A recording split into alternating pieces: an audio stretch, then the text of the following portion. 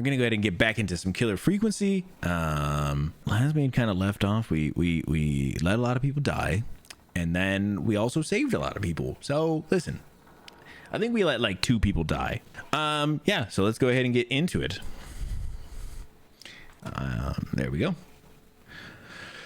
Yeah, I don't know what we're doing. I think I last kind of left off. I just stopped. I don't think we did anything. So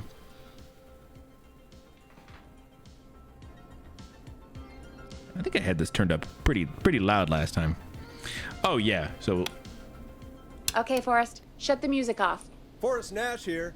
Listeners, we've got another caller live on 189.16, The Scream. What's on your mind, caller? Hey, Forrest. Hey. I just wanted to phone in and say that I think I speak for everyone when I say that you're providing a real service for Gallows Creek tonight. It's cool what you're doing, man.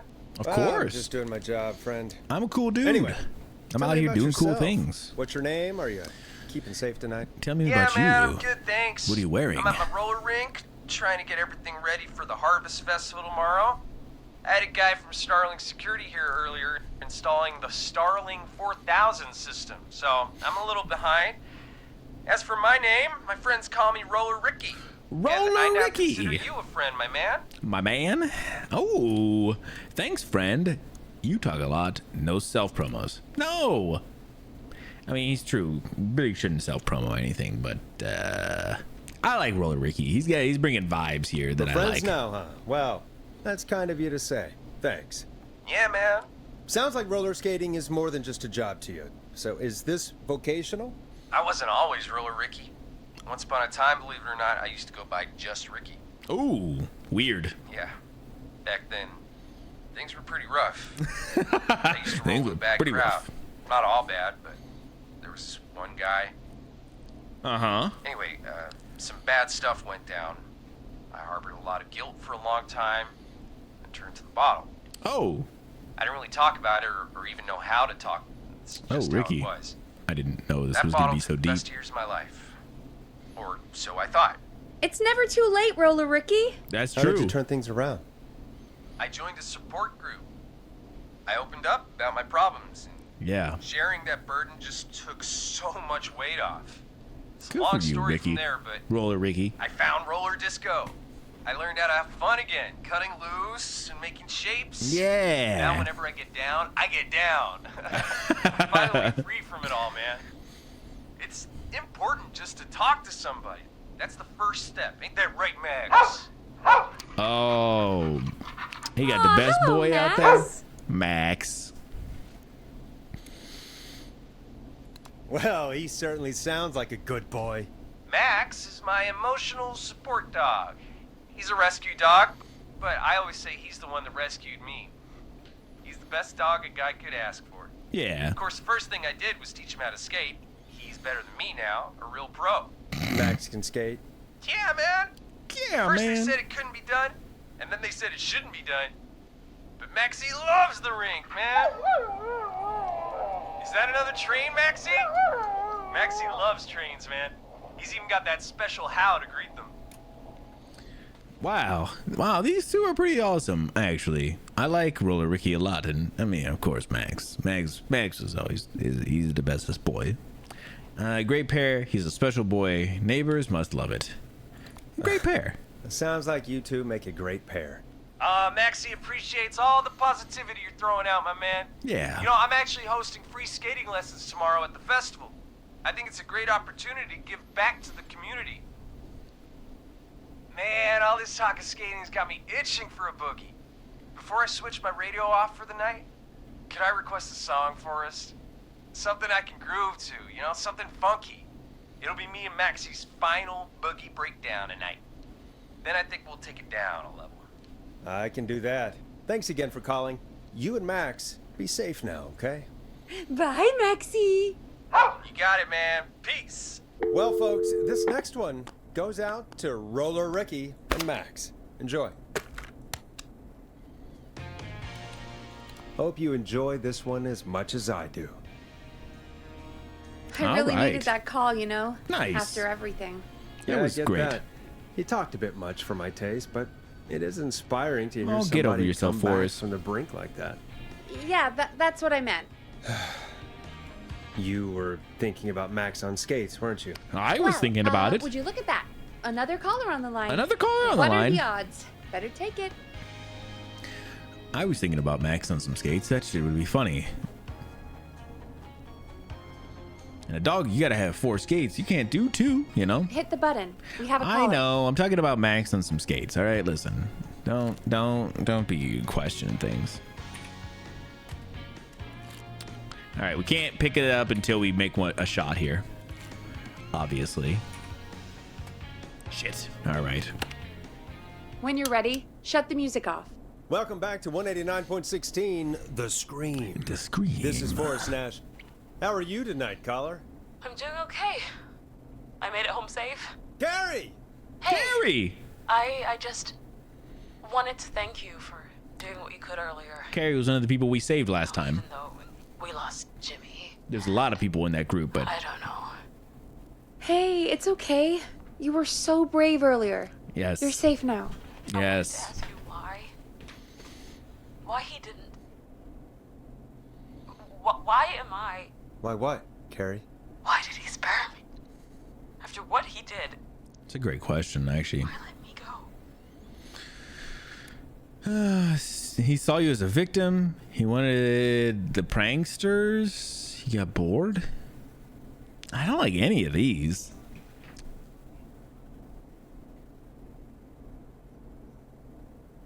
I don't know. Saw you as a victim. Maybe he didn't kill you because he saw you as a victim. Maybe. But why would that stop him from killing me too? I don't know.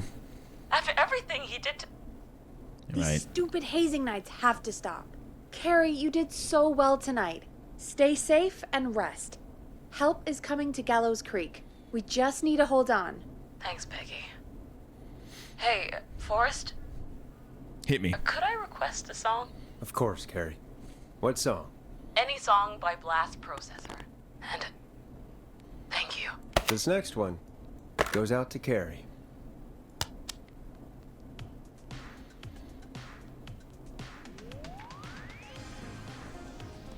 Nice. You know, what Carrie just said has really got me thinking. About what? The whistling man left her alone. Why? Must be a There reason. must be a reason. Yep. When it comes to masked whistling killers, I don't think a reason is a key part of their process. Well, it's something to consider.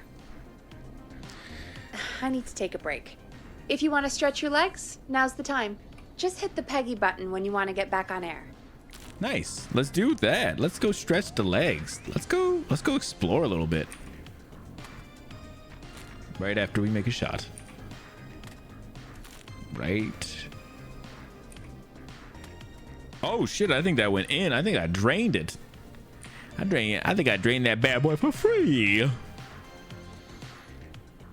Yeah, let's take a look around. Anything? A lot of pink in my eye holes? Yes, I like that. Oh yeah, does it actually show us? 1987. Today is September 3rd.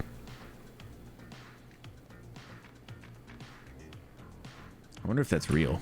If that's actually the date. In the game, you know, of course. Not in real life. I think I know the date in real life.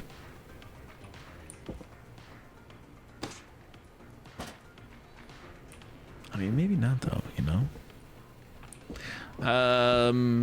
Okay. Could we go in this door back here by Peggy? I don't remember if we could or not. I'm not getting in there tonight. Nope. Still can't. Let's check out the men's room a little bit. Just see if there was anything around. Oh. Shit, that was weird. Couldn't tell I was in. Hello? Anybody in here? Oh, that's creepy. In the women's room? Bro, why is there a dude looking weird like that in the women's room? Hello? Anybody in here?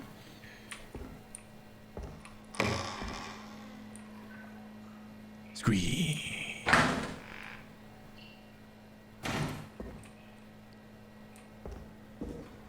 What happened? Is that those closing over here? Why y'all making some jumbled sounds like that? I don't like that. Hello?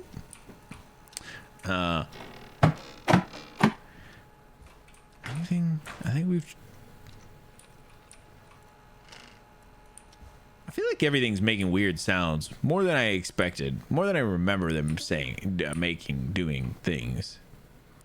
I think we checked a lot of the drawers and stuff over here. But there's like a couple, like, I think there's like some music and stuff we can still find. I don't know if we found everything yet. We found that one.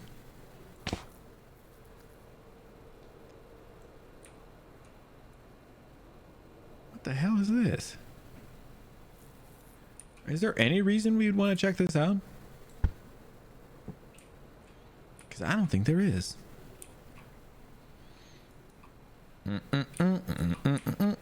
Oh yeah, I never checked any of these. Nothing anyway. Alright, let's run downstairs and see if there's anything down there real quick. Real quick like.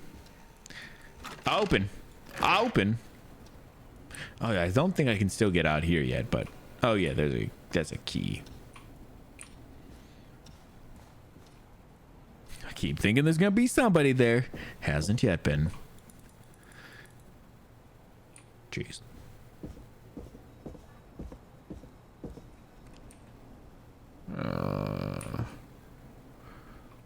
Yeah, that was so weird. I could grab that one binder, but none of the other ones.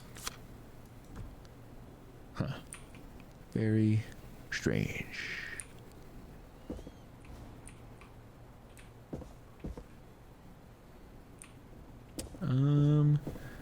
But yeah, there should be. I don't know if there is any around anymore, at least. But there was one record that was just laying around earlier. We picked it up. We got it, so then we could play it. But I don't know if there's more. Maybe we're missing him. That's the thing that gets me. Thinking about missing things. Ooh, I don't like it. I just don't like it. Let's check that room last. Locked. For now. That's some foreshadowing. That's not opening. Oh my god, I'm stuck on the sign. Alright, I don't see anything else. Maybe we really have found everything that we were supposed to find so far. Kinda sad if you ask me. I figured there'd be more. Let's check the bake room real quick. Bunch of mugs. Oh, we didn't check the fridge yet.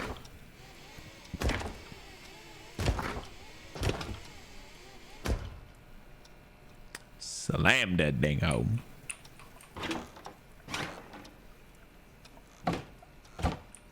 Okay, nothing in there.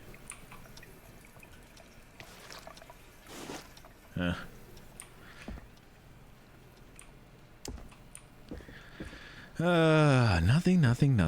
Nothing.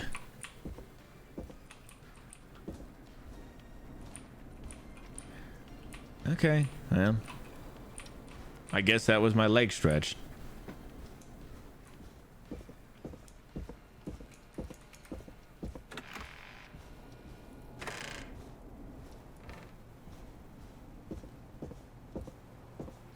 Okay. Well, let's see what Peggy's got for us then.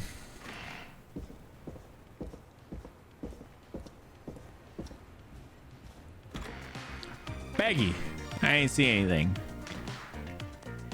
I see you in there, Peggy. I see you. Let's get going, Peggy. Alrighty, we could run another segment or... Scratch that, Forrest. We have a caller. Okay, Forrest, shut the music off.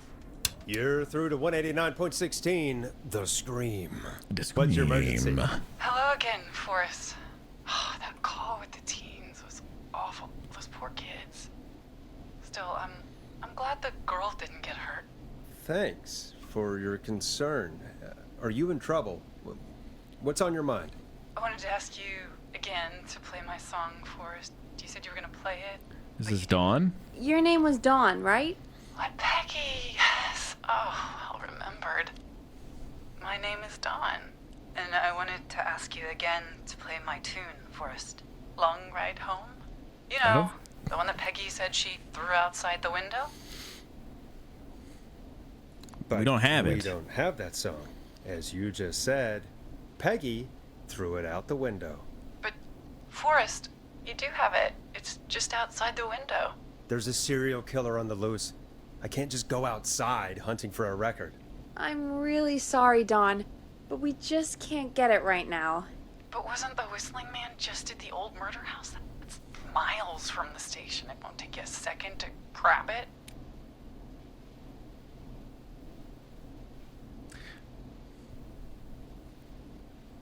Dawn is giving me some weird vibes. I'm just gonna tell her to try again tomorrow. It's back tomorrow when this is all over, Don, and I'll gladly play it for you then. No, that won't do. Don't worry. I think I can bring you around. Forrest? Peggy, I'm calling with more than a request. I know something. I think I know who's gonna be next. What? Are you serious? Play my song, Forrest, and you'll find out. Well, folks, here's some music for you while I think things over. Dawn is giving me some weird fucking vibes. Is she serious, Peggy? She's serious about hearing that song, that's for sure. Peggy, I mean, is she serious about... I don't know, Forrest, but we don't really have a choice, do we? If she's telling the truth... I don't care. I don't want to go out there. Yeah, what? Forrest, someone might be in danger. And despite your being so damn curmudgeonly, I think you... Stop it, Peggy. Just... I'll go. You're Forrest! a good man, Forrest. I'll slide you the key to the fire door. Oh my Wait, god. wait. Our fire door has to be unlocked? Yeah, it... You know, I never thought about it, but yeah. We should talk to Reggie about that later. Anyway, I'll hold the fort down while you're out. Maybe I'll even get a caller. That could be exciting. Don't. 189.16, The Scream. With me, Peggy. No, Peggy. No, Peggy. No, Peggy. Yo, Aiden, what's up, dude? How you doing, man? Welcome in. Found fire door. Why did that sound like that? Oh my gosh, Peggy. This is so stupid. Why are we doing this? No? Nobody. Okay. Keep on thinking there's gonna be somebody. So now we're going out the fire exit to get a record for somebody. Wait, how do I get back in? Wait. Oh, fudge. Okay. You know, I hope she'll be happy when I'm brutally murdered by the Whistling Man. Out here. In the open. Yeah, I don't like this. Whistling man. Oh, whistling man. What is this? Oh, a fuse.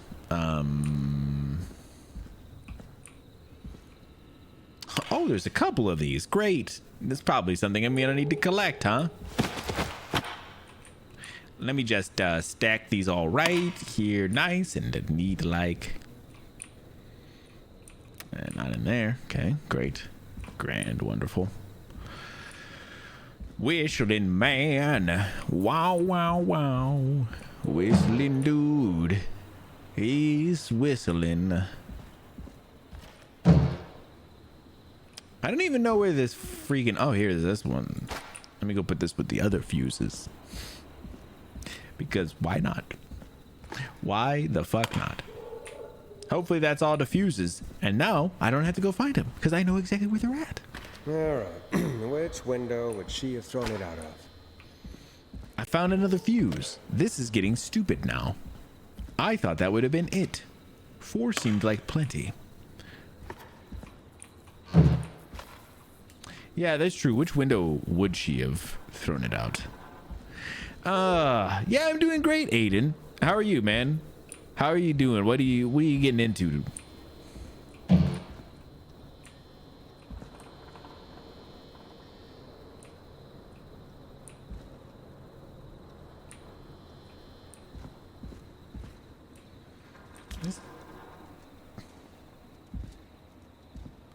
Who the fuck was that?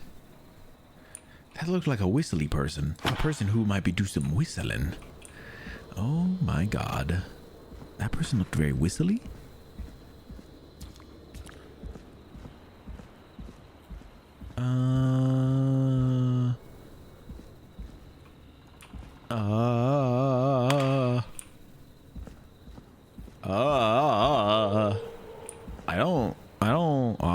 I don't like this. Playing some Terraria? How is it? Terraria is a really fun one, man. I like that one.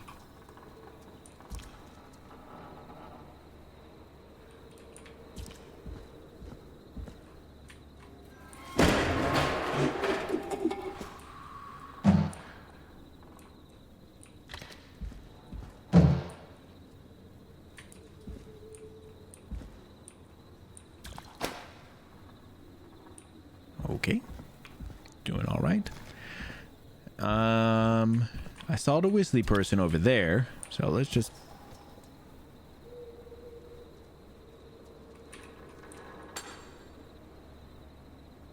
Excuse me, whistly person. If you could just not do anything weird. Here it is. Long ride home. Great. Grand. Wonderful, really.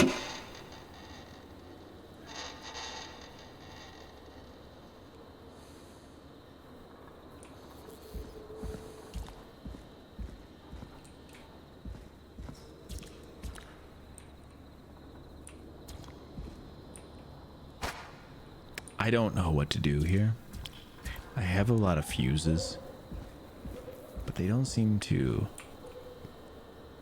Oh, hold on.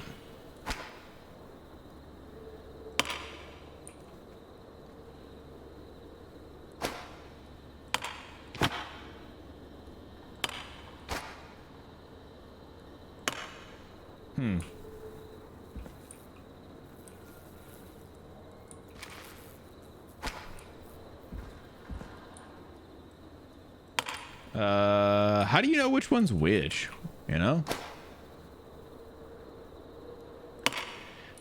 Do any of these look red?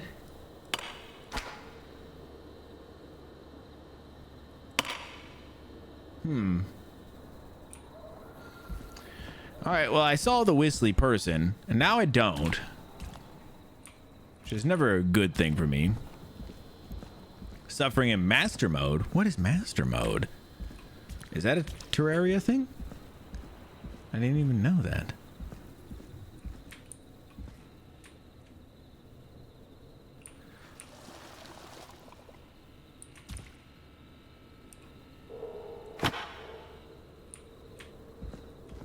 Okay, let's take our fuse over.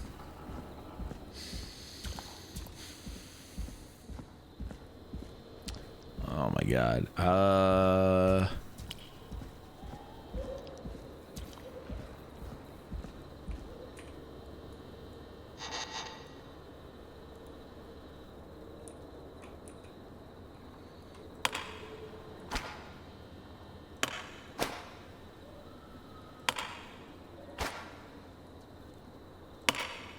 I feel like they all look like they say 30 on them.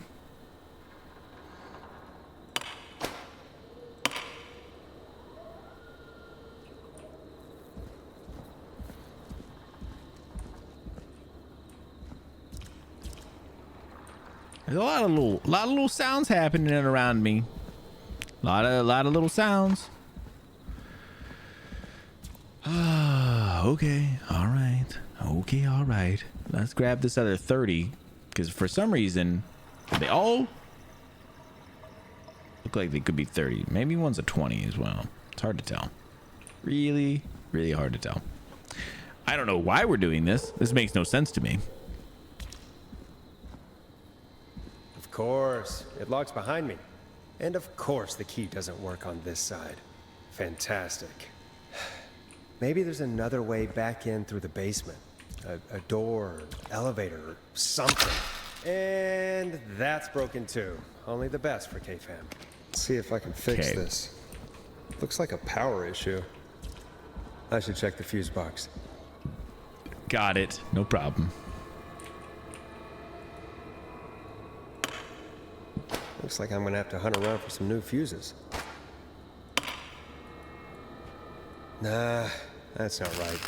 Do the fuses add up properly? Oh, 65, and then we need another 5?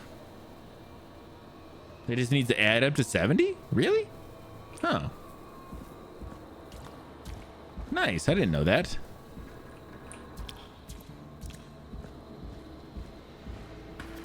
Look at Forrest giving me all the right knowledge, the expertise.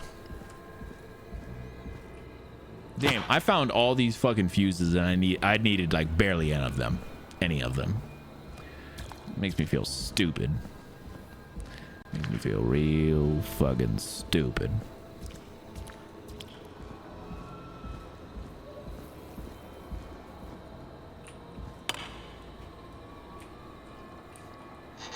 Perfect. Didn't at all. All right. Yeah, so far so good, you know? I saw the whistly person down to one place and nothing since. Wait, what?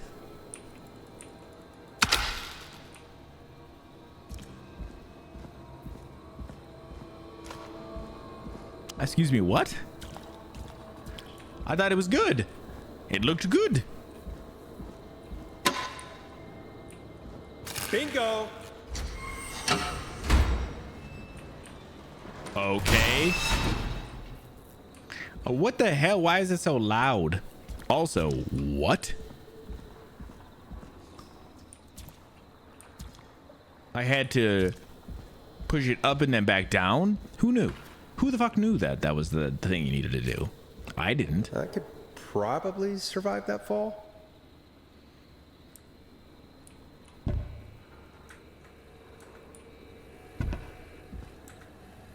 Is there any way to close that behind me, though? You know, like I don't want like a whistling person to come in here behind me, you know? Looks like the janitor's closet. What did Peggy say his name was? Clive? Oh, Clive, you say?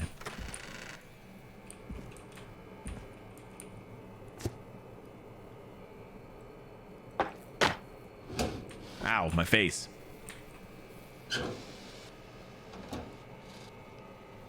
Oh, Clive looks like he was getting into some things.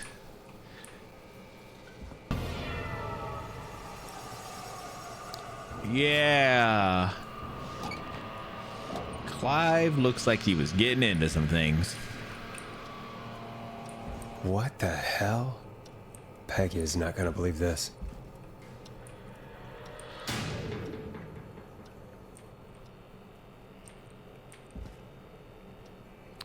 This is so weird. What the hell?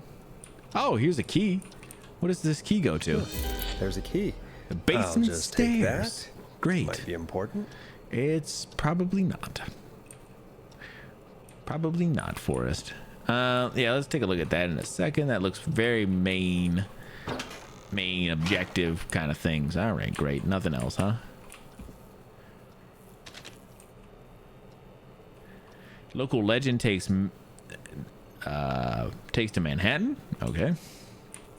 Oops. There we go. 24-hour gas station bought by local ex-lottery winner. Is your car safe? 1987.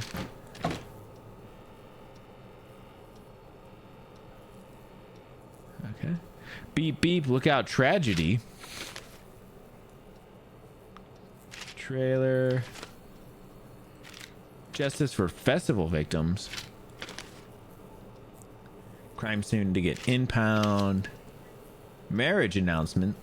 for Kim Walker and Peter Stein. Okay.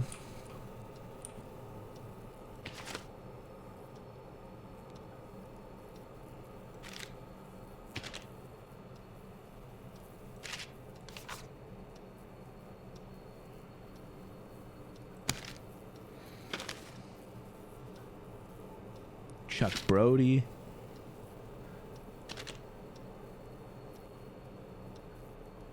Chuck Brody. Interesting. I don't understand. Well, that's cool.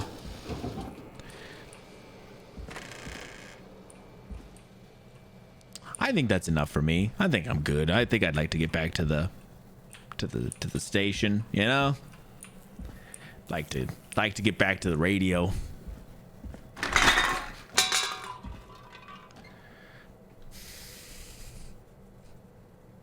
Cool. Thank you. Appreciate that. I wonder how the show's going. I'm sure it's fine. But I do think we should get back to it, you know?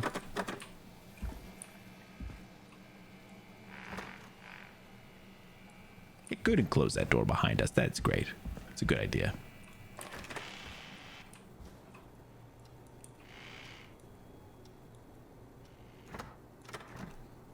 Ah, good. All right.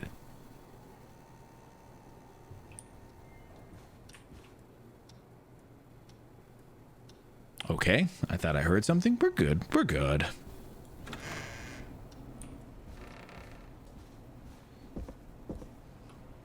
Nobody? All right, good.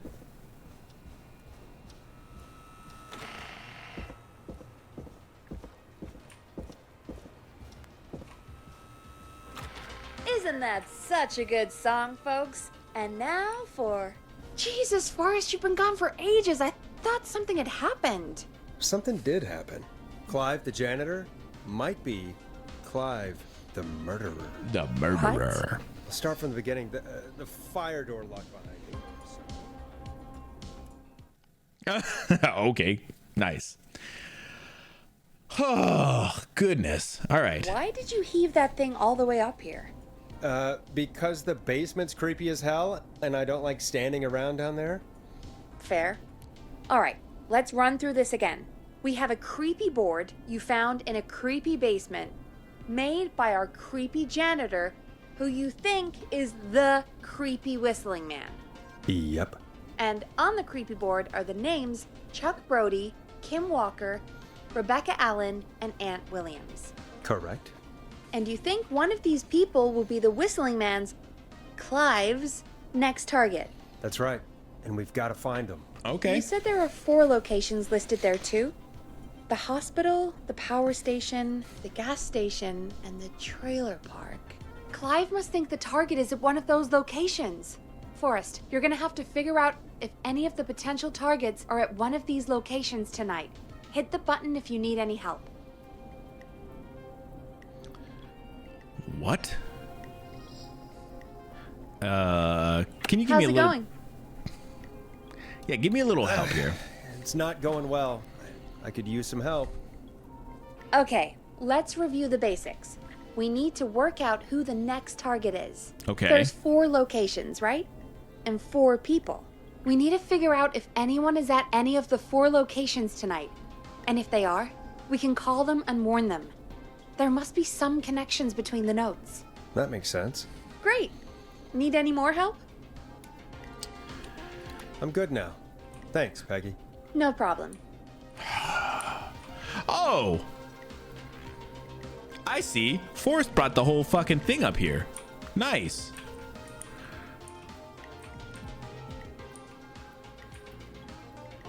Okay, so Kim Walker Improv Club.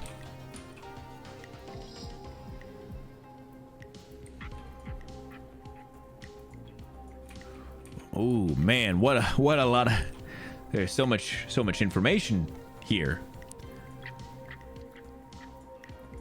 Chuck Brody Athletic Club.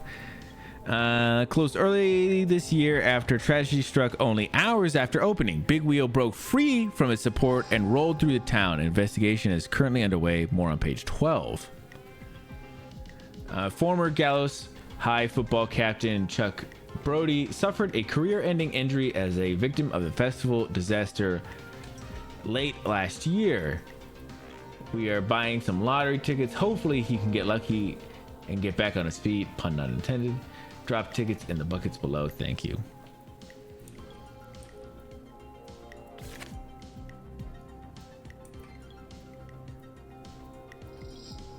Interesting. Okay. Police have today finally put an end to the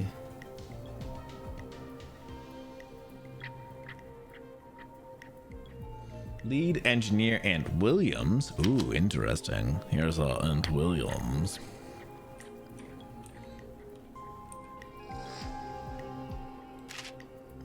We'll check that out here more in a second. I just want to see what these are.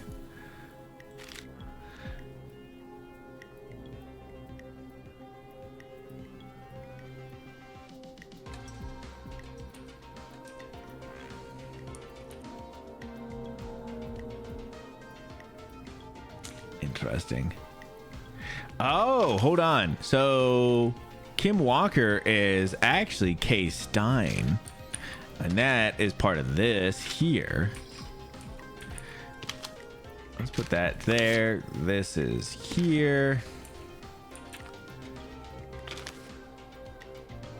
Okay, so let's see. Tyler Wallace. No, not a name. Being a local, people are so mean to me. I only stole a few cars. Who cares? Buy a new one. I'm selling my trailer and leaving town ASAP. Just want to get out of here. Please buy. Interesting.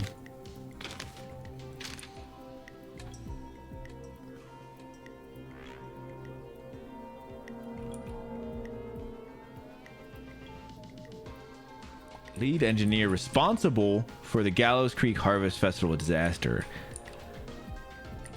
Is that what they're saying this person was?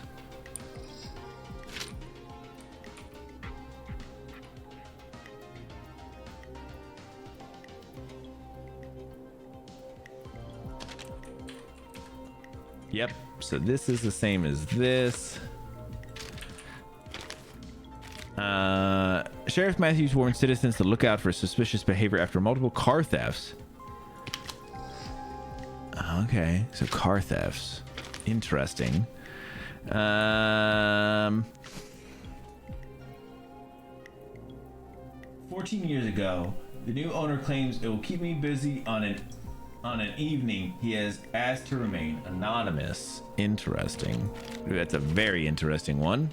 Not as interesting as Combo Breaker! Oh my god. Yo, Vesh, what's happening, dude? I'm guessing Rebecca Allen must be one of the people here, right? Infamous author of tell-all book Diaries of a Car Thief moves out of Gallows Creek for the new life in the big city. She stole our cars and then she stole our time and money, said the reviewer Jim Randy last year. Interesting. So this all be this Rebecca Allen person. Do we can't prove it though. Car club. Ah! All right, never mind. I'm gonna make some leaps here. Is your car safe? That's Rebecca. That's Rebecca. That's Rebecca. And then so who is the lottery winner?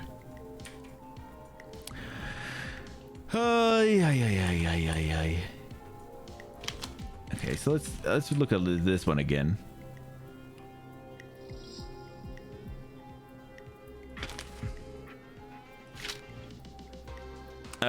Just get home. Hey, it's going good. We're learning some things. We met a guy named Roller Ricky who has a dog named Max, who both of them are fantastic people. Vibes all around. We then had Carrie call, who is someone we helped last last week. They made it. They're good, but they're raising some suspicion on why they came face to face with the killer, but the killer didn't get them. And then we talked to the person from last week. Their name was Dawn. They're giving me some creepy vibes this time. I had to go out into the alleyway, and then there was some bad things happening. I saw the Whistly person, but they were like down the alleyway. Yeah, so people were so mean. I saw a few cars. Who cares? Buy a new one. I'm selling my trailer, leaving town. Okay, so that feels like this one.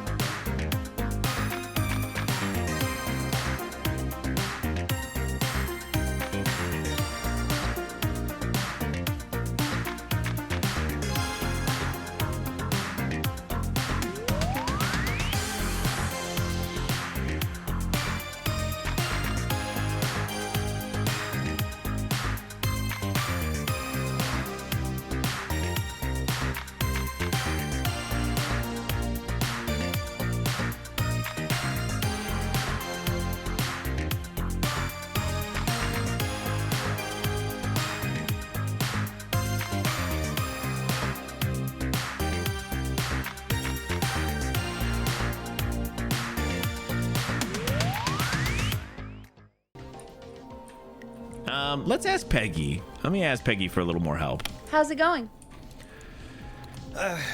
It's not going well. I could use some help. Okay, let's review the basics. We need to work out who the next target is. Okay. There's 4 locations, right? And 4 people. We need to figure out if anyone is at any of the 4 locations tonight. And if they are, we can call them and warn them. There must be some connections between the notes. That makes sense. Great. Need any more help? Yes, please. Yeah, give me a Sure. little more. I think you should be methodical with this. Try grouping the notes by who they're about. You could also have a look at the dates and make a timeline.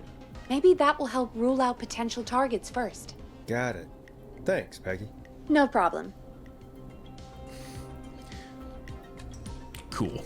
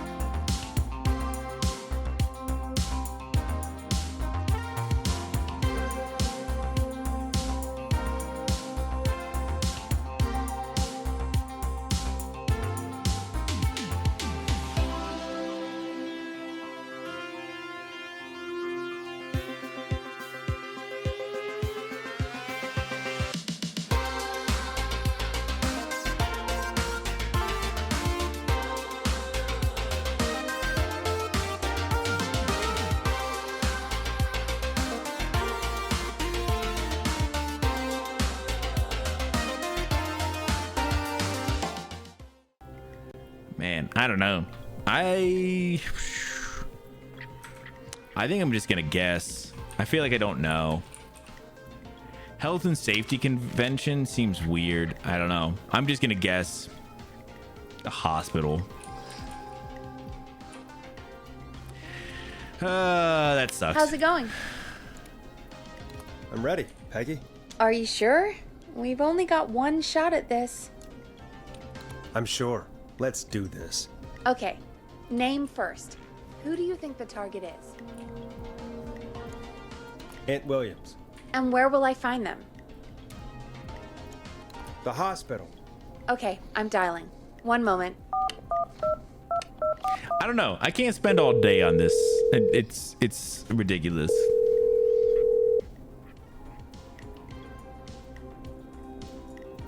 Forrest, I'm through to the hospital, but they say there isn't anyone by that name there. What? Then who? Jesus! It sounds like something blew up. He's using bombs now? Oh my god. The call board, one moment. Forrest, I'm getting so many calls. Just let me... Oh no! I'm gonna take us off air for a moment. Who the fuck knew? There was... What's happening in there? I literally had nothing. I'm back. He blew up the gas station for us. How would you know he was at the Okay. gas Spoke to station? the fire department and the hospital. The fire department is useless now, as you know. And, Why? Why? Why the hospital's gas only station? ambulance was at the gas station. Forrest, you've got to say something on the radio. You It have was to tell the this? town. I'm putting us back on air. Now. Gallows Creek. I don't know how to tell you this, but the gas station's been bombed. Please, everyone, stay safe, stay inside, and... Oh, just bring us into some music, Forrest. Here's some music while we regroup here on KFAM 189.16, The Stream. What the fuck did I miss?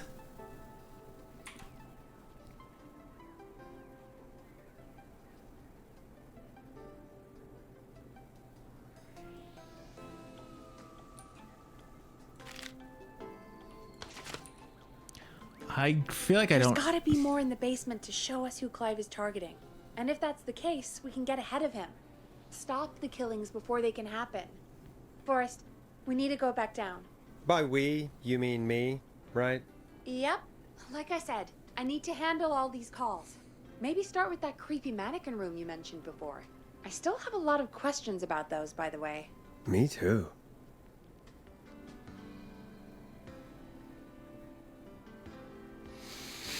Clive got a lotto ticket after getting injured? Where? How do I know that, though? Or was it Chuck? Clive got it or Chuck got it? Buying some lottery tickets. Okay, so this is his.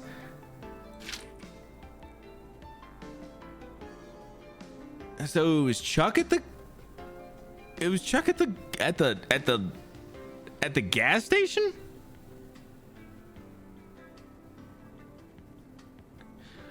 All right. I don't know. What am I supposed to be doing? I'm supposed to go down to the Clive area. I don't know. Ugh. What a... I didn't like that. Also, Zurzex, thank you so much for popping on in. How you doing?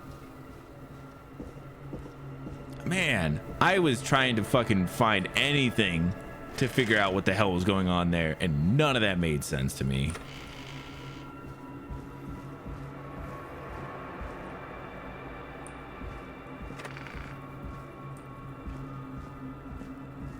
Yeah, I for the life of me fucking couldn't get it. I was so stoned. Yeah, same. Man, I was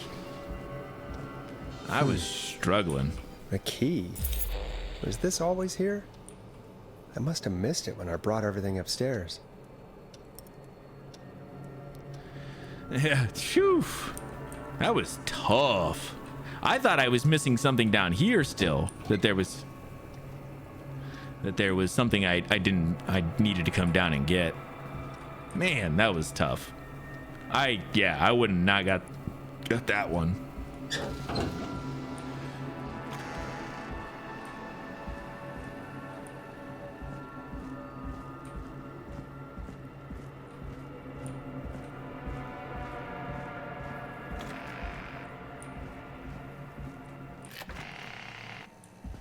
Oh, into a new area, I see.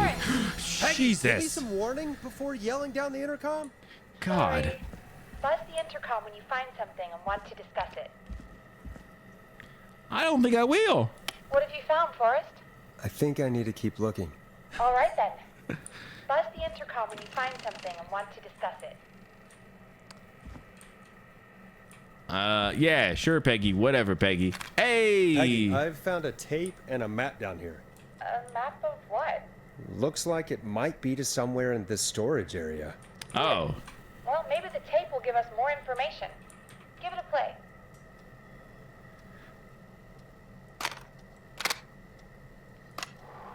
George Barrow, 1968.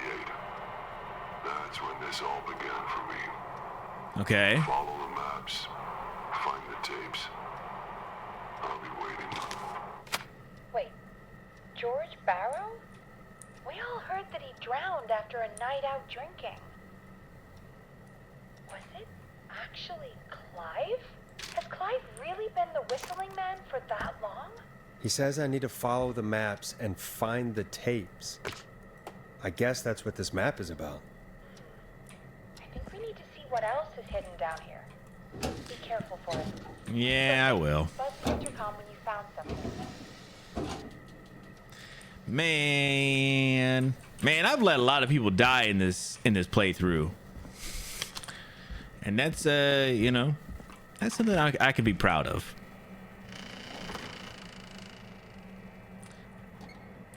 Oh wow, that was Time of autopsy is 7 a.m. Cause of death is asphyxiation from drowning. The degree of rigor mortis indicates that the subject has been deceased for 5 hours. That puts the time of death.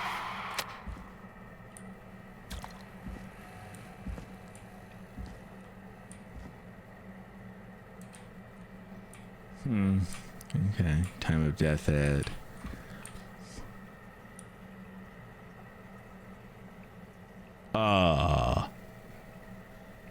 I hope I don't have to do anything with that. Styling security. No, these are not.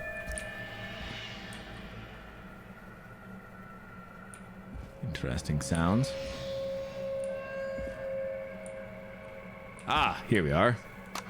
Small lacerations to arms, legs, and face, typically obtained by running through foliage. Severe blistering to the feet, as though the deceased had been running without This looks useful. stop. Sheriff Matthews. Complainant's name is Sandra Sharp. Got a telephone call. At 4 a.m., a call was received from a jogger, a Miss Sandra Sharp, reporting that a body had been found washed up in the reservoir. I drove out to investigate and was able to identify the body at the scene as that of George Barrow. I contacted the coroner's office and then the boy's parents. They informed me that they had not seen him since the 7th, or 7 p.m. on the 2nd. Interesting. Okay. Okay, so a little further around.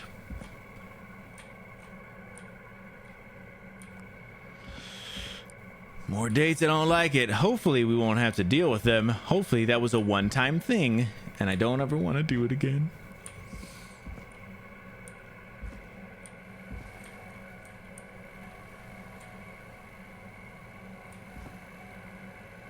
This is not where we want to be yet.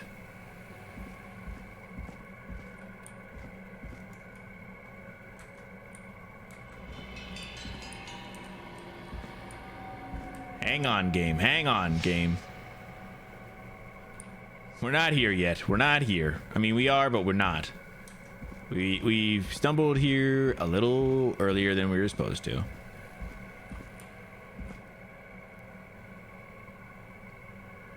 Is this correct?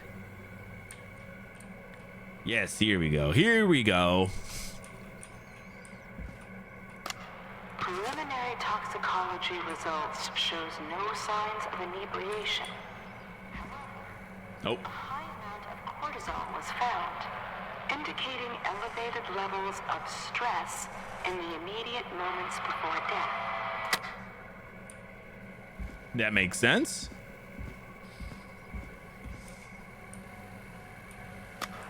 Additionally, there appears to be a post-mortem injury to the arm. It looks like it was trapped in a car door. Oh, here we go.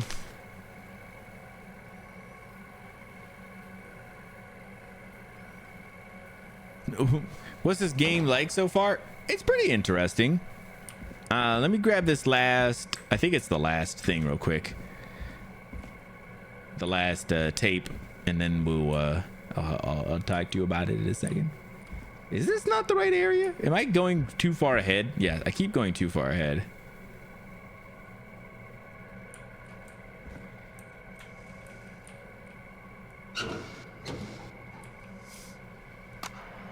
It is the coroner's opinion that the subject likely feared for his life Now and this was has to be chased, important. resulting in a fall from a height into a body of water where he hit his head, was knocked out, and drowned. Following that, he was moved. Dr. Sullivan, we need to have a talk. Is that recording? Shut it off. So the game is we play as a DJ and a at a local radio station that has a killer on the loose. Yeah, there's a killer on the loose, and as of right now, the sheriff was murdered, and the rest of the police station is no longer able to be in contact with anybody. So they are going to the next town over. So they are routing all the 911 calls to the radio station, and we are taking care of them. So people's lives have been in my hands, and these hands have saved some lives. They've also lost some lives, but we don't talk about that. The deceased is a Caucasian male, age 18. The cause of death is established to be drowning, as shown by the signs of asphyxiation. Abrasions were found on his knuckles, likely from getting into a fight in the past. Matches with known history of the deceased being aggressive. I'm sorry I made you do this, Virginia. No other injuries were observed, and from the coroner's opinion, there's no evidence of foul play. Are we sure? Additionally, the preliminary toxicology report indicates that the deceased had a high level of alcohol in their blood. It is of the coroner's opinion that the deceased went swimming while intoxicated, results in drowning. I think I disagree.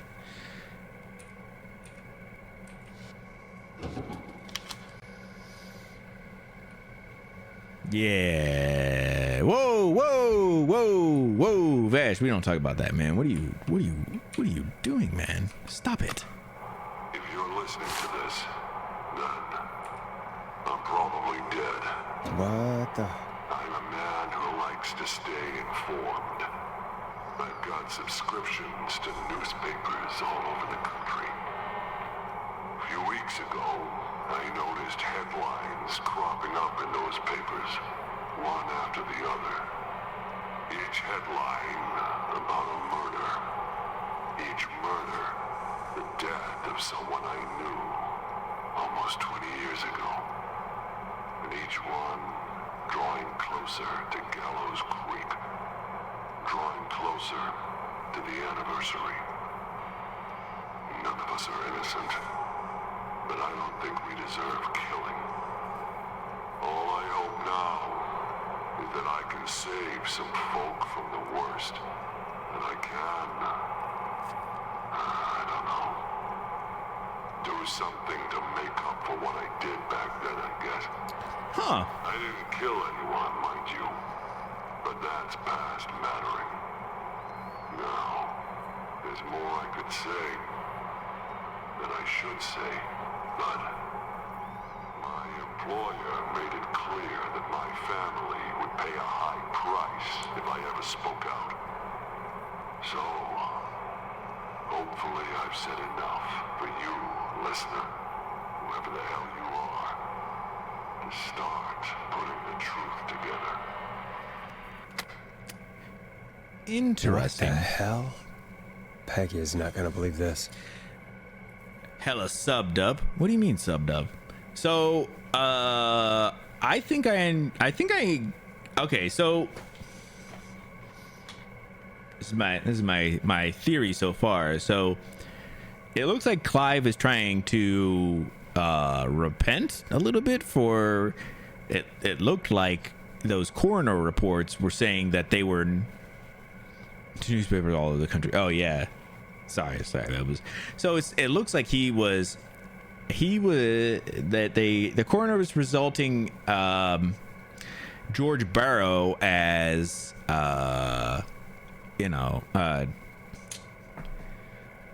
accidental death or whatever, that he went out swimming intoxicated. But I think Clive knows that's not true, and I think maybe he was helping cover it up, and he was told he had to keep covering it up, or he would, his family would result in some bad, nasty things.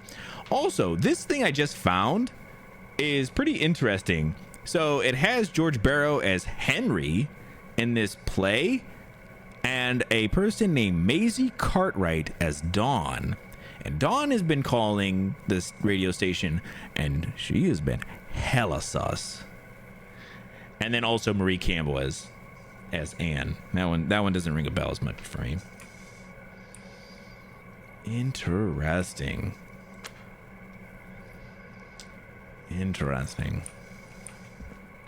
I don't know what this has to do with the dude,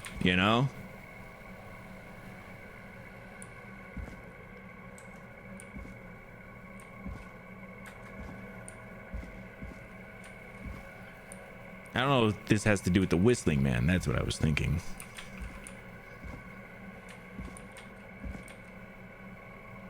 Sussy.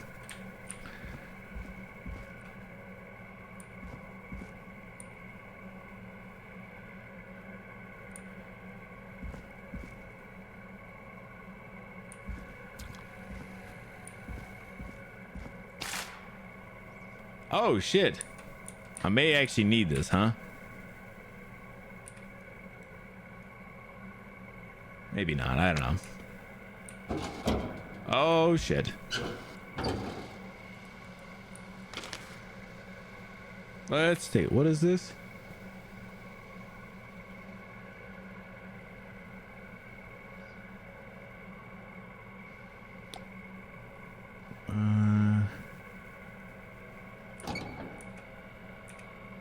All right.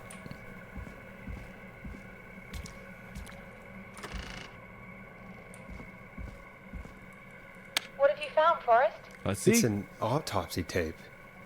Doesn't say for who, but I think it must be for George. Poor George. He was so young. Something's bugging me, Peggy. What do you mean? I swear I recognize the voice of the woman talking on the tape. I just can't place it. Seriously? Do you think you've met her before? I don't know. I mean, I just got here recently. I didn't realize the voice.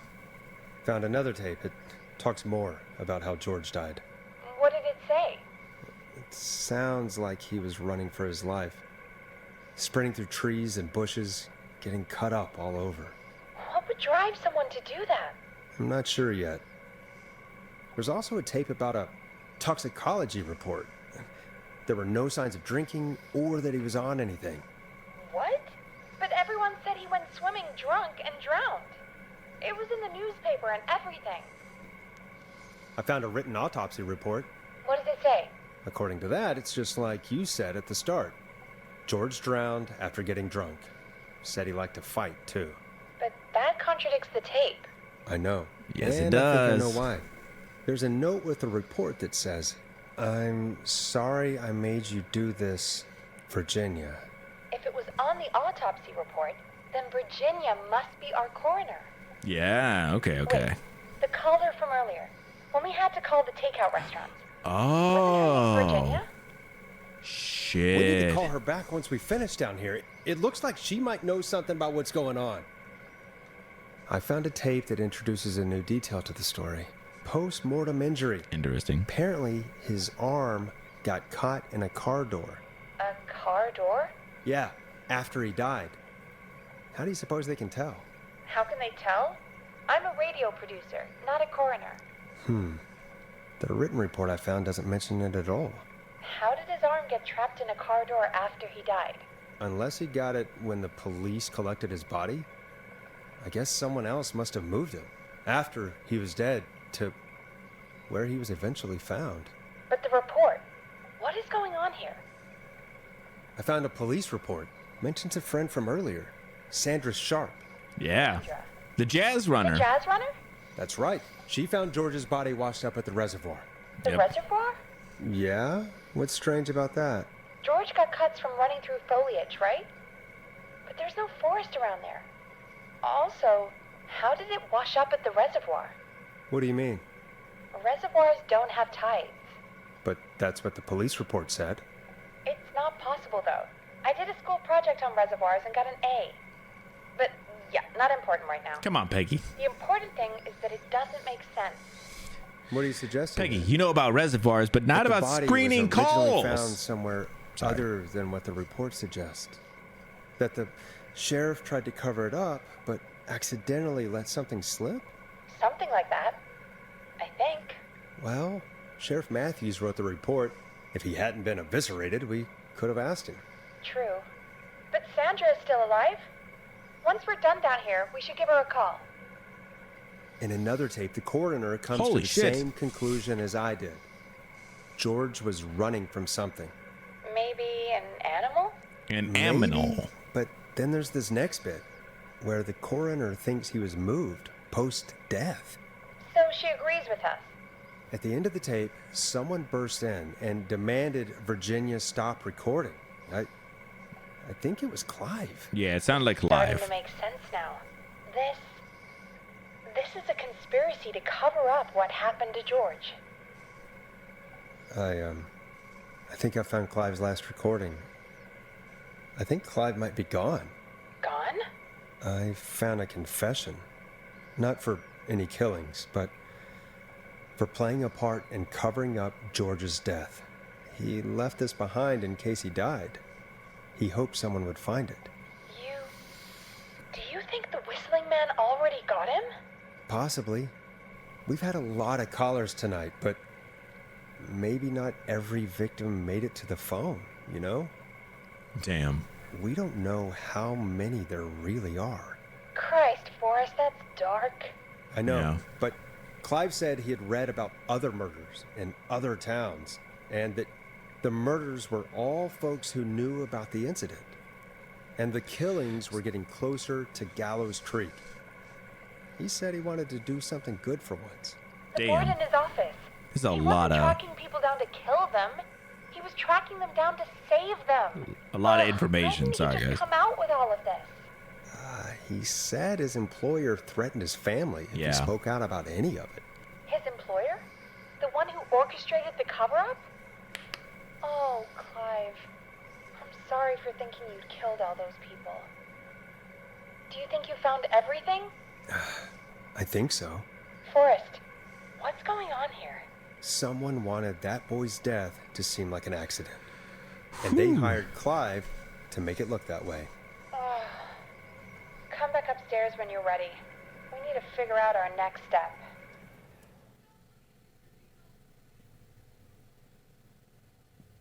Damn, that was so much Thank information. God you're back, Forrest. Sorry, guys. I've been running out of stuff to pad our airtime with. Peggy, you work in radio. Fantastic. Forrest, It's all I'm voiced. Yeah, it's stressed. so good. I mean, really? Very sussy handling How are we transfer. supposed to keep a show going with all this happening?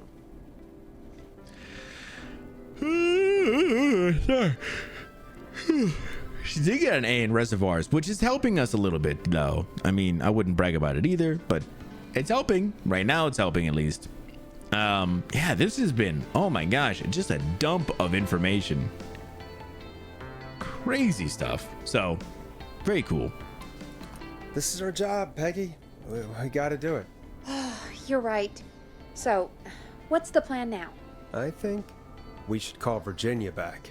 All right, I'll get her on the line. Time to turn the music off. Hello again, Gallows Creek. This is Forrest Nash. Forrest Certainly closer Nash. to the truth behind tonight's events. Yeah. To this end, we're calling back one of our We're getting earlier real close, I callers, think. Virginia Sullivan.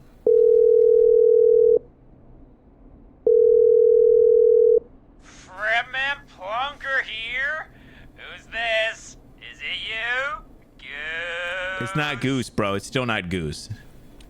No, it's still Bunker, Forrest. Hey, it's the Radio Man, Forrest Nash. Still not Goose. Radio man? What's up? Hey, what's going So, on, Mr. Saving Plugger? Lives, the huge. What's happening, bro? Right on. Plunker, what are you doing at Virginia's house? She asked if we could stay to keep an eye out for that whistling turd. So we're hanging The out, whistling bro. turd? Damn, bro. Well, that's big of you, Plunker.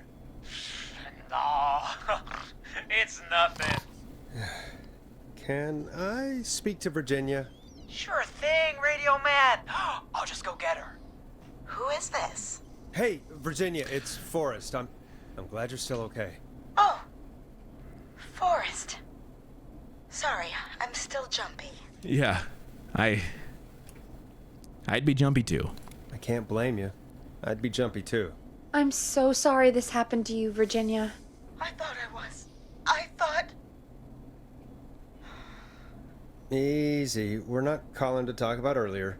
We're calling because we think you can help us understand why this is happening tonight. Oh, shit. What would We're I getting know? close.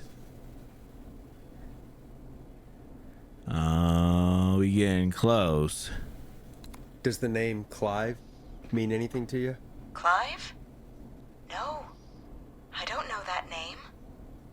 What are you asking about this for? You mentioned that name earlier when you called us the first time. I don't know what I said then. I was petrified, Forrest. Virginia, Clive's come the on. janitor at our station, and we know you spoke to him in the past. Forrest, please. You don't know what you're doing. He'll come for me. Virginia, it's okay. Clive won't be coming after you. We think Clive's dead. Dead? But isn't he? He's the whistling man, Forrest. We don't think he is. Virginia.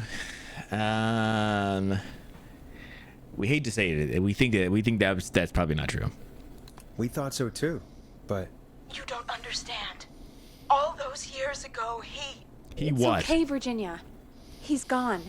We found evidence to suggest he... Well, and we found your autopsy reports for George Barrow. How? I saw him destroy them. Well, he didn't. Did you? I don't know if he kept them or made copies or what, but we found them, and we know it's related to what's happening tonight, which is why we called you. Why did you write a false report? Yes. Get her. Interview her. All right. Come on, Forrest Poker. One day, I came into work to find a boy on my slab. And as I finished the autopsy, this man, Clive, he just burst in. Yeah. And he started making demands to give over the reports, to falsify what I found. Of course I said no. But Well, when someone wants to make you do something, they can use the carrot or the stick. For me, he used both. You see, my sister is sick. She has a chronic condition that's never going away. It's expensive to treat, and it was getting to where I couldn't afford it. And Clive promised me that his employer would pay for my sister's treatment if Oh, I wow. did what he said. And that if I ever spoke about oh wow. this, he'd beat me to within an inch of my life. I don't know why he had me do it, but my sister needed me. Wow. You'll have to understand. She needed me. we understand. Speak for yourself, Peggy. No, come on, Forrest. Forrest is better than that. That is really, that's a tough position to put somebody in, like a really tough position. Thank you, Virginia. That was brave. God, I just want this nightmare to end. Wow. This will help end it, Virginia. It's just, Thank you. it's getting Stay safe, deeper and deeper Virginia. here. Wow. So, Virginia's tied up in all of this. Clive threatened her to keep quiet about George's death. I think But for everybody's who? tied up in this Why at this cover point. up these details? Well, we know Sandra was involved in George's death. Do you want to call her? I do. All right, but before we go asking questions, I think we should know what we want to ask. Is that fair? Yeah, we need to ask her about finding the body. She was the one who discovered it, but... Yeah, she was the something one who just doesn't discovered add it up. by the reservoir. 100%. She knows more than she's saying. The I reservoir. wonder what she's hiding. Peggy knows about the We'll reservoir. hopefully find out soon. Anyway, the reservoir. just be careful when you're talking to her. Don't push too hard. We don't want her to hang up. I I'll think be Peggy used to careful. go down to All the right, reservoir with calling some her now. people. Hopefully she's at her jazz studio. Maybe a person. Aha! Forrest, you're through. Hello, this is Sandra at Jazz I think Pizzazz she Jazz used to go Studio. down to the Who's this? reservoir. Not Hello alone. again, Sandra! It's Forrest Nash of 189.16, The Scream. And you're live on air. Oh, I always thought folks called into a radio show, not the other way around. Well, Jazzy, what can I you're do for finding you? out some things. Well, we're trying to understand what's behind She the got an A. attacks tonight. We had a few questions. Oh, she got a Of lot of things. course, Of course. Heck, after the way you She saved got a my lot of life, things I'd say down yes by to the just about reservoir. anything you asked. Oh, sorry.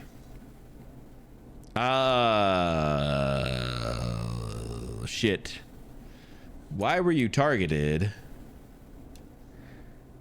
I don't know what she said. Shit. I was talking about talking about Peggy down by the reservoir again. Shit. I don't know what she said. Be serious. I'm calling to talk about death and murder, Sandra. Be serious. Now you go right to it, huh? I don't know as much about that as I do jazz and jazz dancing, but I'll try. What do you want to ask me? Do you know why the Whistling Man might have targeted you? Yeah. As far as I could tell, he was just a knife-wielding psycho with superhuman cardio.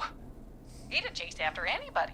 Superhuman Well, cardio, huh? We think he might be chasing specific people.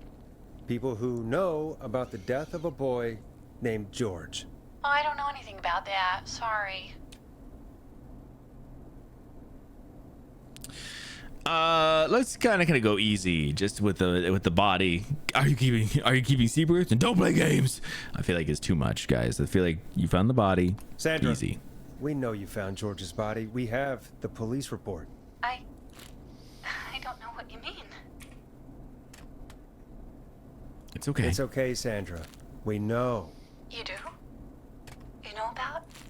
Yes. Of course. This studio is my life. After I found the body in the river, I couldn't lose my studio. Do you understand? Oh, she's gonna lose the studio? Sure. I understand. When the rent just kept going up, he said he'd stop if I just needed to keep quiet. And everything would be okay. Who was he? Sandra, who was he? He said if I told everyone I found the kid in the reservoir instead of the river,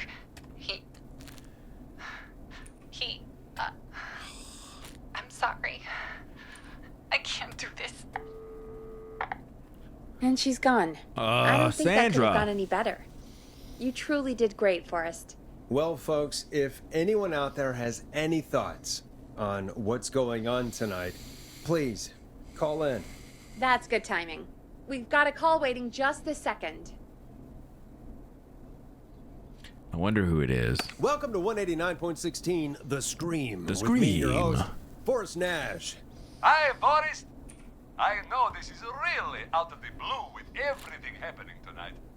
But I wondered if you could send a special birthday message to my uncle. This sounds like fucking Ponty. Ponty of Ponty Pizza. Sure, why not? Now, really? You want to do that now? Really? Why? Of course now. It's his birthday. I won't have a chance to do it again until next year. May as well, Forrest. Fine. What's his name? Thank you, Forrest. He's my Uncle Ronnie. His first name's Peter, but he never liked his name. But since he always had salt Peter and pepper Ronnie. hair, even as a kid, can you believe Folks always called him Pepper. Thanks for the history lesson. Is there anything besides happy birthday you would like to say to Mr. Pepper? Oh my god damn it! Yes! Tell him he can get the best birthday deals and party packages here at Putney's Pizza. Starting at You son of a bitch! Stop calling us! Damn it, Peggy, this is your fault. Yeah. My fault? Yes. I said I didn't want to do it. Don't blame me because Brian Ponte can't control himself. You need to. Don't worry. We've already got another caller on the line. You need. Just pick it up, okay? You, Peggy. Peggy, you need to be call screening, Peggy. This is 189.16, The Scream. I'm Forrest Nash. You're on the air, caller.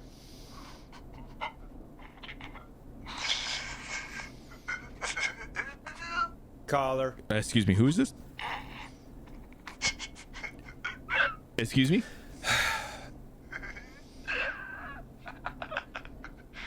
Ponte. Ponte's Pizza always delivers.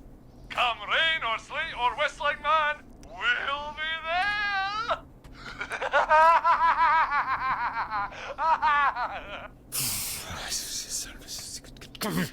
Forrest? Forrest? Are you okay? No! You keep letting this dude get in. How? Forrest? Oh, I God. hope the whistling man gets in with his own pizza slicer. Oh, Jesus, my God. Forrest? Sorry. Oh, Sorry, my God. that I think was- Ponte's Pizza needs to that was get too much. the F It's out of okay. here. Who It's been let a this? high-stress night. Don't Who worry about him anymore. The hell okay? let Ponte's Not for Pizza in tonight, the anyway. chat? I think he's spent. Good for now. Lord. We've got another call. Whenever you're ready.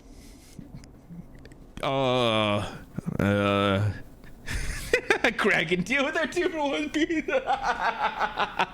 Oh my God! I Get have a this call guy already. the hell out of here!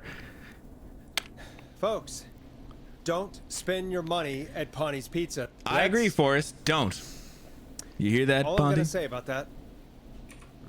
Moving along, I'd like to welcome another caller to 189.16, The Scream. With me, Forrest Nash. Who may I say is calling? Well, hello again, Forrest. Don. I bet I know why you're calling. I'm sorry I Ponte's didn't Pizza play better your get song. the, There's get the a hell up out the lot chat here. going on. No free advertisement, But Ponte. please, Never mind that now. Forrest, I'm calling because I need your help. I don't trust Dawn. I'm gonna go ahead and say it. Dawn is fucking sus. Dawn maybe go out and Dawn was weird in the first place, but Dawn made me go out into the alley where I saw the fucking whistling dude, and then her name was on that thing with George Barrows in something. She's got some kind of weird connection here. To get hurt. Yeah, sure. That's definitely what it is. Ponte, you son of a bitch.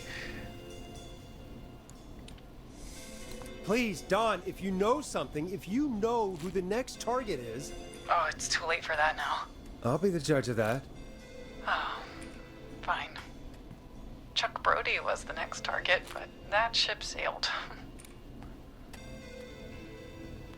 If you'd have fucking told You me, just Dawn. told me. Then I'm sorry, I probably should have. I just... Yeah, you should have. What I'm are you sorry. talking about? You should You said have. you needed help? I sure do. do you mean Yes, he's after me now. you? I think so. He must have heard me on the radio helping you. Helping? You didn't exactly help.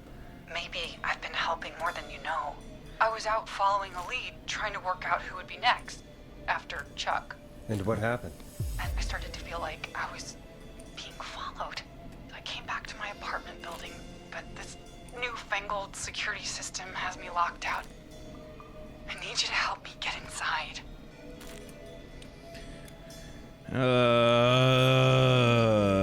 Use a Don't key? you have a key to get in? Only for the apartment door. The front gate requires an entry code. The future is electronic, I guess. I need that code to get inside. Which apartment block do you live in? Maybe one of our listeners lives there too. It's the New Woodside apartment building between the town hall and the trailer park. But I doubt any of your listeners live there. I don't have many neighbors. Sounds like a prime piece of real estate.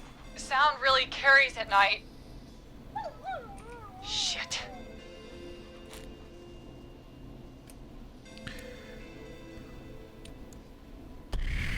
Sounds like a noisy part of town. It is. Boy, I wish he'd muzzle that thing and... Oh. And now he's blasting David Scopo out of his window. This night can't get any... The whistling man. He's coming down the street. I don't think he's seen me yet. Forrest, please. I need your help. I need the code for that security system, or I'm gonna die.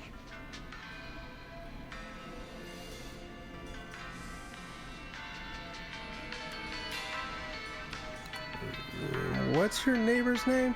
I don't know my neighbors, remember? Please, I need to get in. Can you get your neighbor's attention? That the whistling man will see me, Forrest. I can't do that. What's the name of the security system? There's a sticker on the box. It says Starling Security 4000. There's a keypad, and it looks like it wants a 6-digit number. 6 digits. Sounds like that would be hard to remember. Yes, very hard, especially on a night like this. Yeah, of course. Don't worry, Don. Thank you, Forrest. I knew I could count on you. I'll sit out of sight. Call me back soon. All right, folks. Here's a little tune for you all to enjoy while I try to break Dawn into her apartment.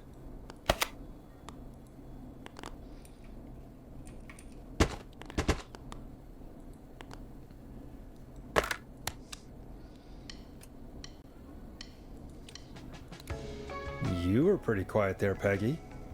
Forrest, was it just me, or was there something... Yeah, it wasn't just you. Something was weird about that. Yeah, well, tell you what, we have a Starling 4000 or whatever here at KFAM. Clive bought one for the station. Maybe we can find something to help. Well, I'm not sure who, but to help someone. I think I know where it's at. I think that was that booklet I found earlier. Okay, so she's locked out of the Woodside Apartments, and somewhere Clive probably has the papers for the Starling 4000. Woodside Apartments.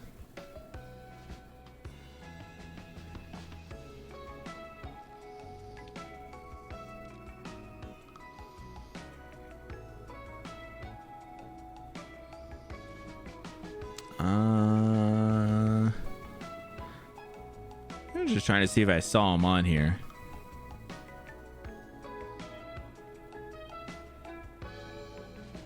No. Right? I like this. I like the storytelling in this a lot. It's very, very cool.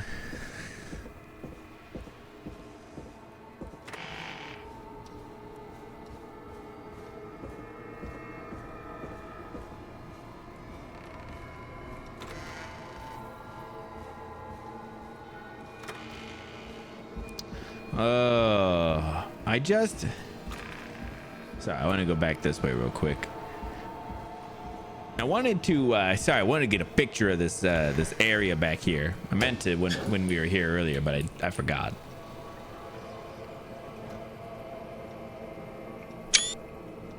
Good enough.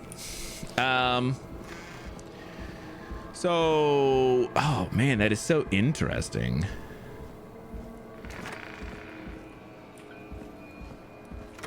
I feel like, I don't know, something's weird. Something's off. It was back here, right? Order delivery form. Starling must have left this by accident. The system's not even installed at Woodside. Interesting. Starling 4000 user manual. Ah, these codes should come in handy.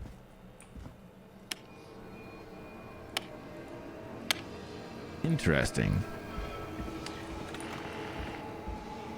This sounds like there's some lying happening here, right? It's not even installed at that place.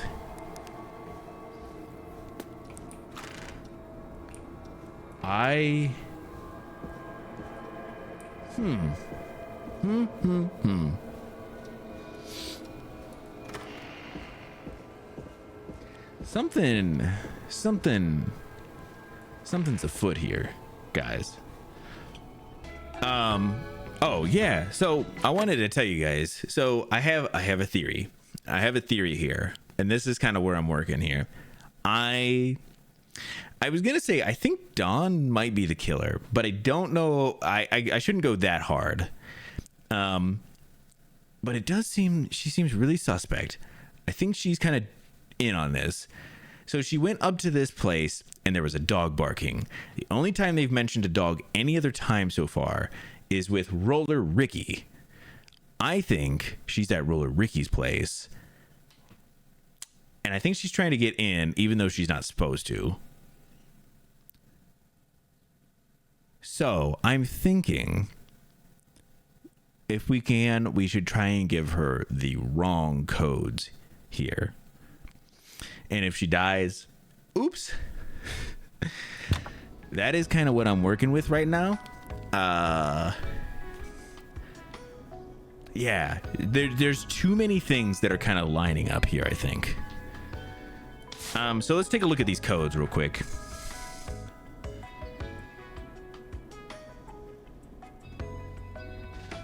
Warning, this will set off all security measures. Entry code.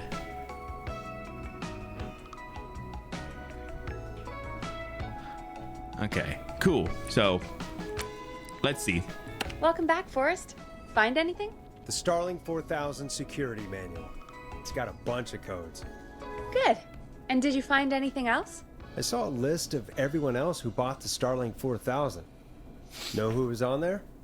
Oh my god. Roller Ricky! Do you think we should give him a call? Is that crazy? I don't know what you'd say, but... That might be a good idea. Okay, one moment. Interesting. I got the number here. Patching you through. Oh, so they figured it out as soon as I did, huh? Shit. He probably can't hear it over the music. Forrest, I don't know about this. This is super weird. Just put me through to Dawn. I'll take care of this one way or another. Okay. Yeah, if you let's say do so. it. I can do this.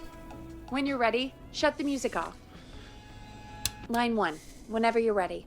Dawn, are you there? This is Forrest Nash from 189.16. The Scream. Oh, thank God you're back. I've been so afraid. What's the code to the gate?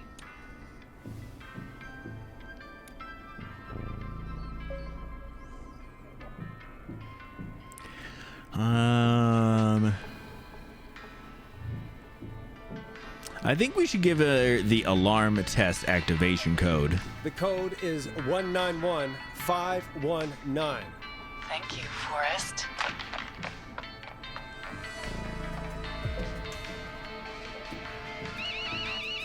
Oh, sorry, Dawn.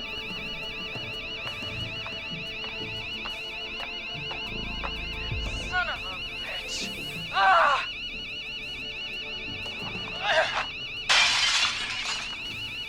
Oh my God.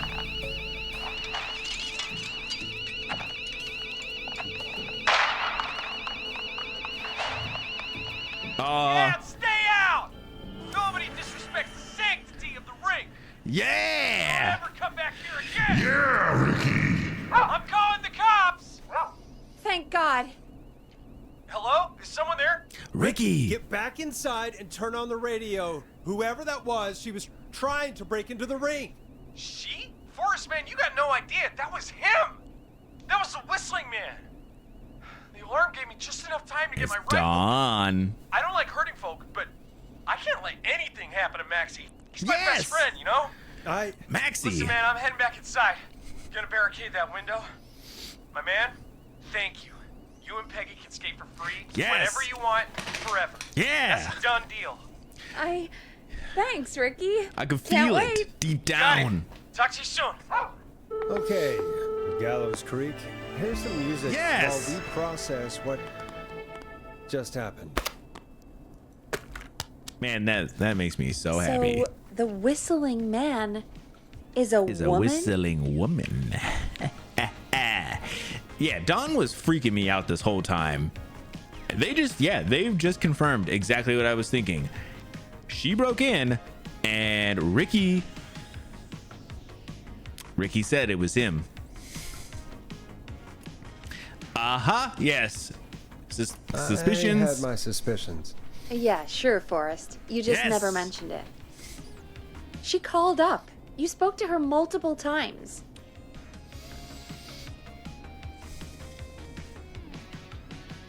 I thought she was just regular Gallows Creek Strange. I knew she wasn't right. She wasn't right. Is that right, Sherlock? Hey, get out of here. Why do you think she requested that song? To get me outside, actually. To get me outside? 100%. Maybe, but how? She didn't know the song was outside to start with. That's right. She never actually attacked me out there. So, what now? I guess I should make an announcement. We do have new info. Okay, kill the music and you can make the announcement. Yo, Lone, how are you doing? Welcome on in.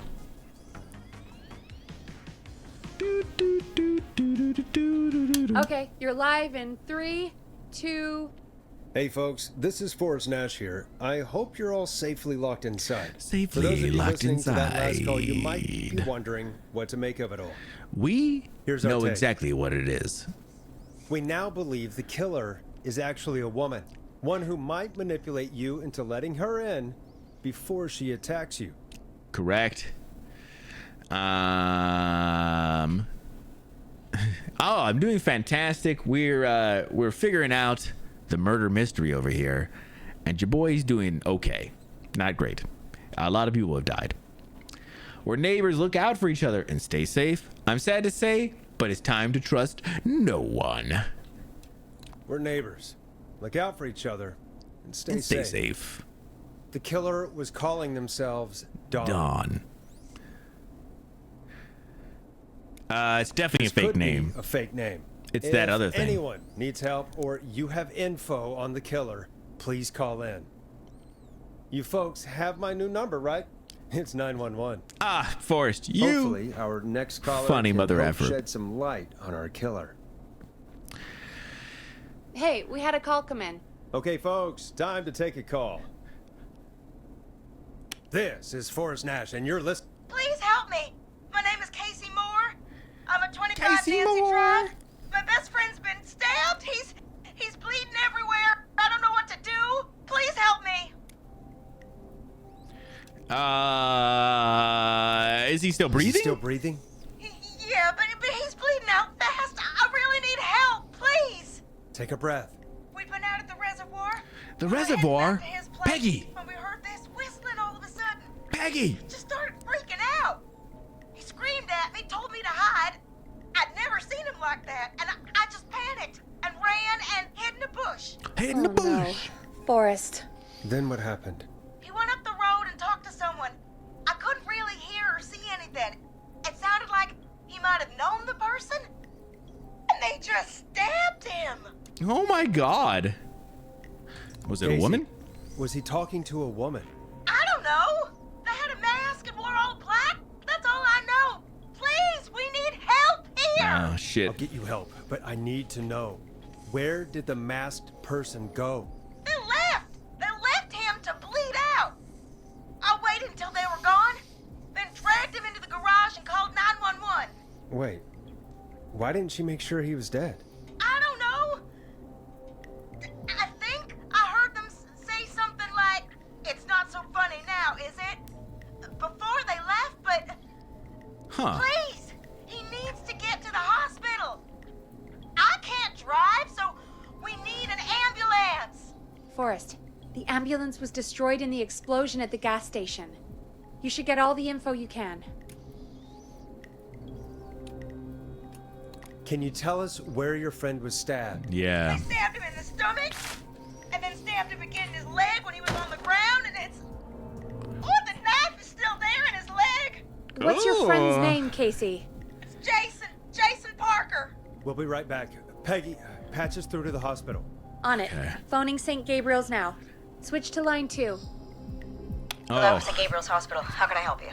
Hi, this is Forrest gosh. Nash from 189.16. We have a stab victim at 25 Nancy Drive named Jason Parker. He's been stabbed in the stomach and the leg. He's bleeding heavily. Oh, God, I'm sorry. But the ambulance is, well, you know. Yeah, we I know. But please, we need something. We need help. Or he's going to die. Forrest, listen, you're going to have to get him here. We need to see him, and we can't get there ourselves right now. We don't have any way to drive him right now. And even if we did, he's bleeding out fast. All right, listen.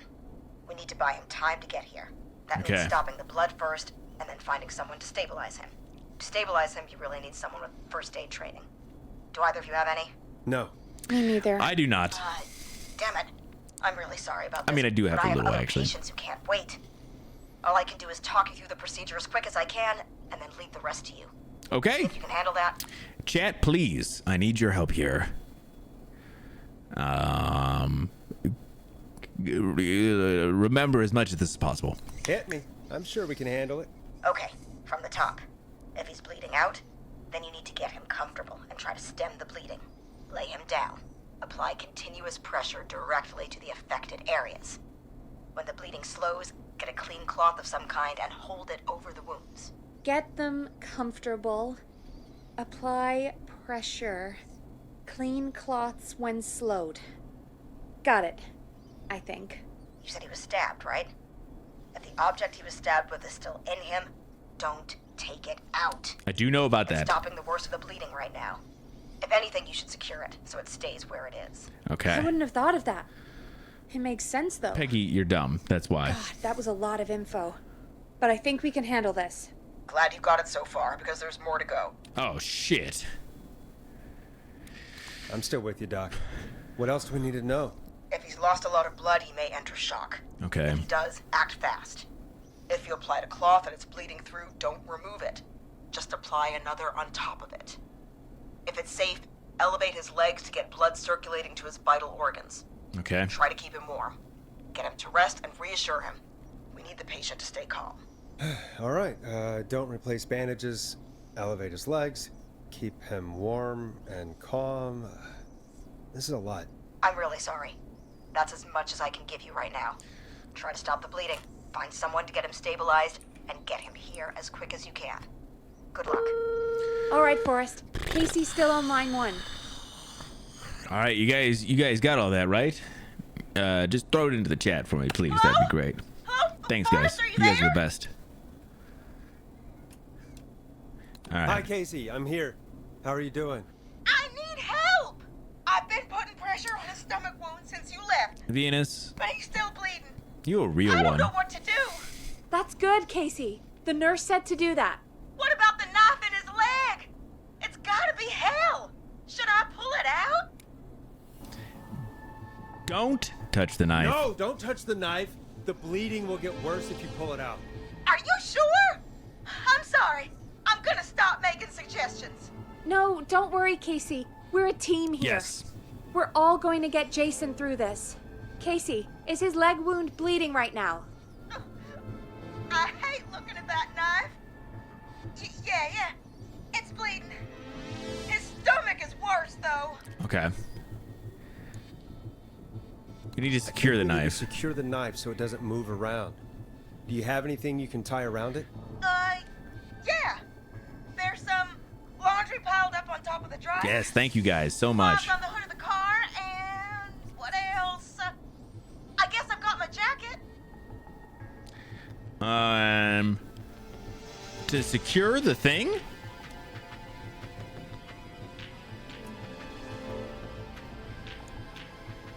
The laundry. Look in the laundry for something like a towel or a shirt. A clean, yes, Fold yes, that yes. Over the wound. Okay. Looks like I'm gonna have to buy you some new whites, Jason. Hey, Here he'll we be go. all right. I'm sorry, Jason.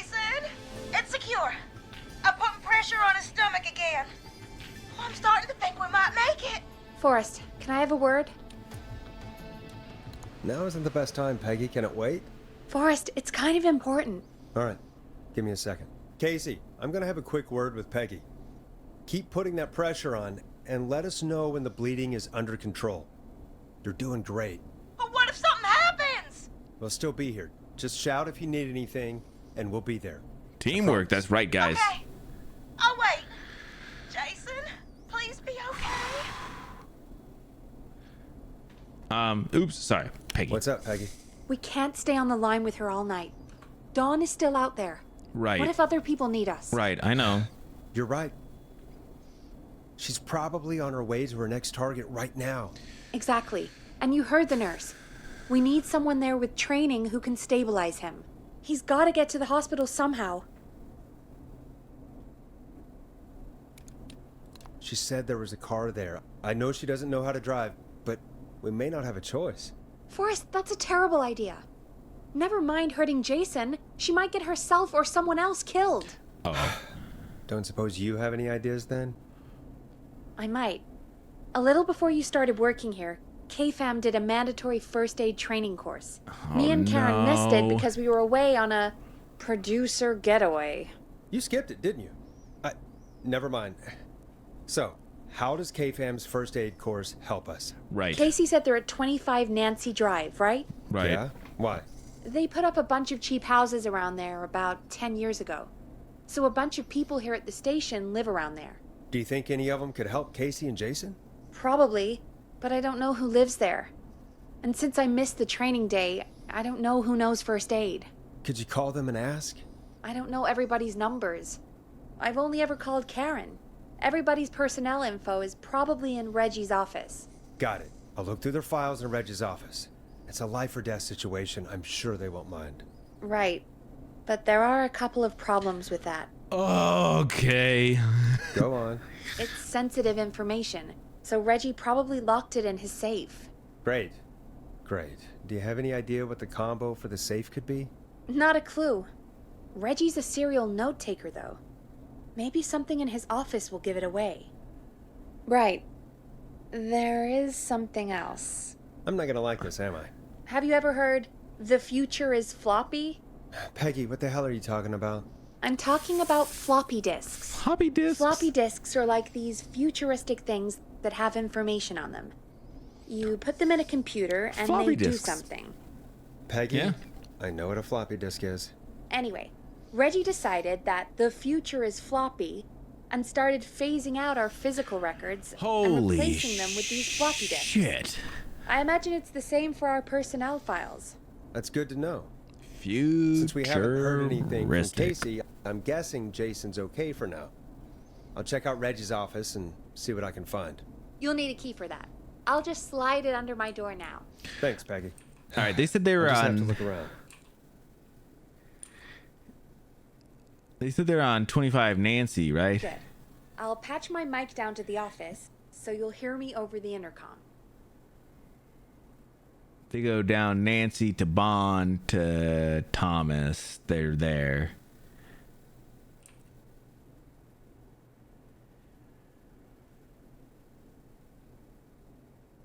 Okay. All right. I want to make sure I don't miss anything with the road closures again. Is this Reggie's office? Locked tight. Okay, it's not. Never mind. Oh shit. This is so stressful. Anybody at the door yet? No. Okay.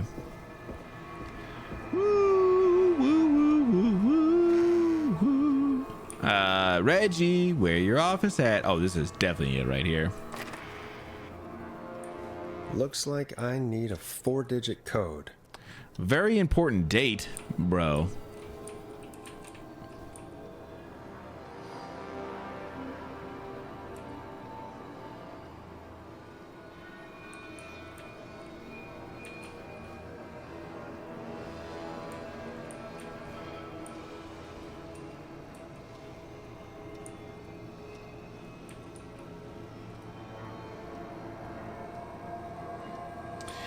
That's not it, Clive.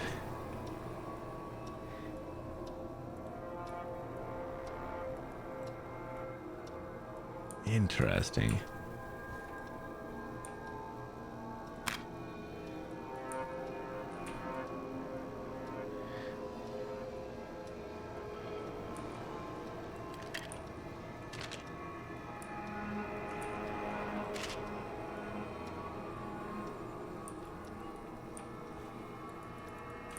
Okay, so I don't see anything with a date on it just yet.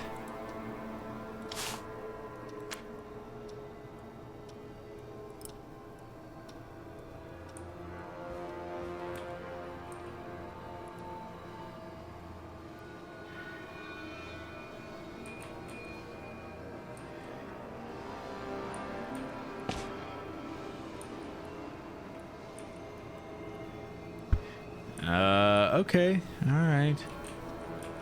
Oh, there's drawers, my bad.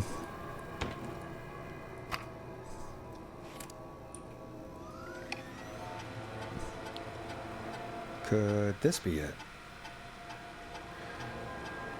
Pizza delivery killer who kills with a pizza cutter. Terrifyingly, there's never any pizza. What happened to the original delivery guy? Maybe write him in as final girl's boyfriend. A word I find hard to say. Drawers. A college student on 11/10. Very important date for the town. Great goose gathering. Okay, so it's 11/10. Event where okay, cool. 11/10.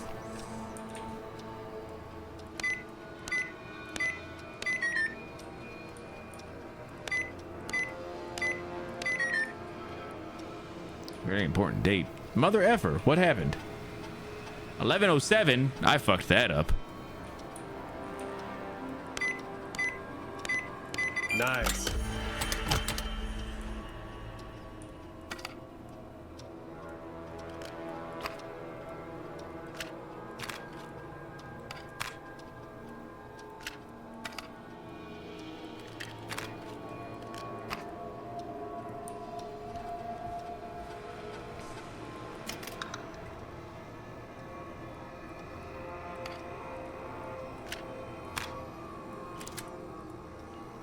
$11:07? It did not say. The fuck was that? What? The hell was that? Hey, Peggy, you there? Yeah, I'm here. Did you find what we need? I got the safe open, but I'm not sure what I'm supposed to be looking for in these files. We need to know who can do first aid, and we need them to be close to Nancy Drive. Anything further away than a street or two is probably too far. Anyone who ticks those 2 boxes is our best bet. Got it. I'll take another look at the files. I'll let you know when I find something, or don't. Okay. Okay, so Barbara is really great on... is getting on well with the staff here. Barbara got a cat recently. Penelope. Barbara laughed when I told her about the concept of the... Okay, so I don't think it's Barbara. Let's just say probably not Barbara.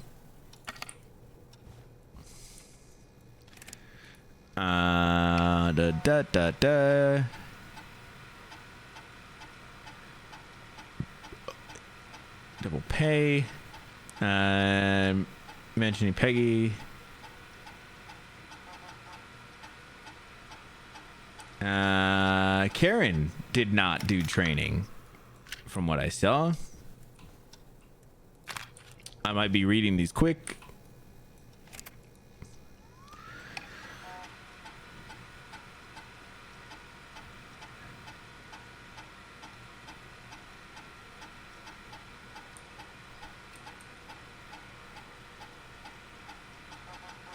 I don't know. I'll have a lot of time together. I didn't realize she was interested in Brad's work, maybe.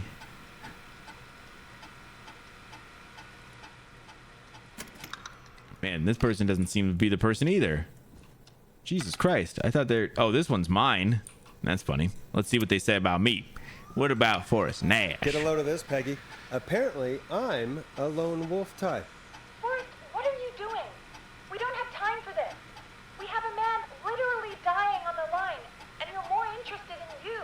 You're right, I'm sorry. I need to focus on possible candidates. I can read the rest of this later. Correct. That's right, Forrest. We will. All right, there is only 2 floppies left. 2 Hey, floppies. Peggy. I think Reggie's on to you and Karen. Maybe don't bring those little drink umbrellas into work for a while. What? Why are you reading my file? You need to find someone who can help Casey. We already know I can. Don't waste time. I didn't. Sorry. I need to focus on possible candidates.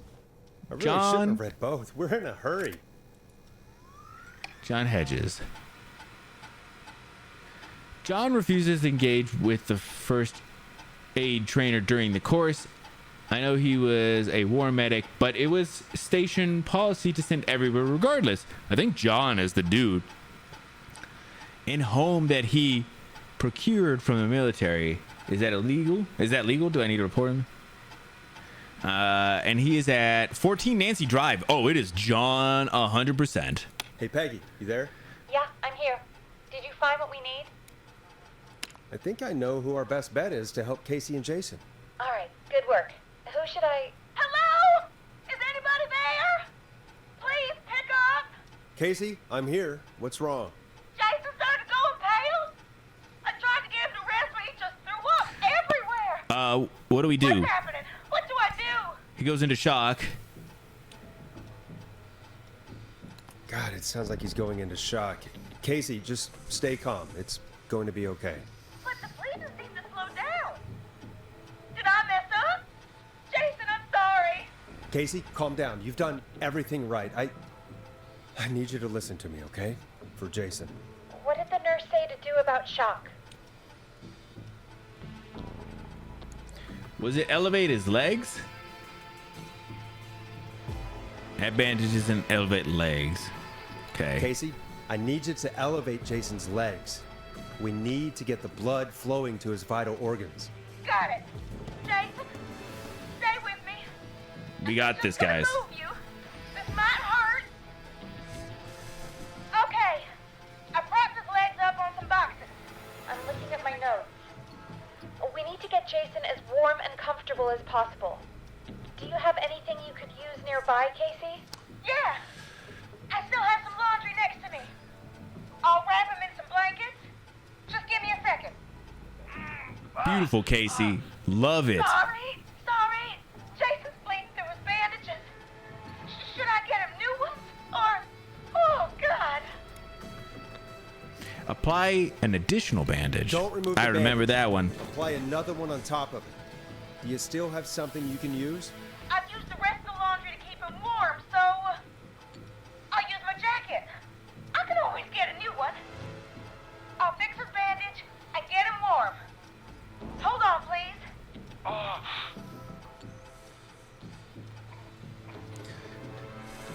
Sorry. I'm done. You're gonna be okay, Jason. Just relax now, okay? We're getting close. I can feel this. He's not doing well. Is he gonna... He's gonna be Jason fine. Is going to be fine. We're gonna be Just calling make sure he knows he's going to be John okay. soon. Okay. Please. I can't give him what he needs. I know. Please, help. I can't lose him. All right, Forrest. We need to hurry. Jason doesn't sound like he's doing too well. You said you knew who to call earlier? Who was it?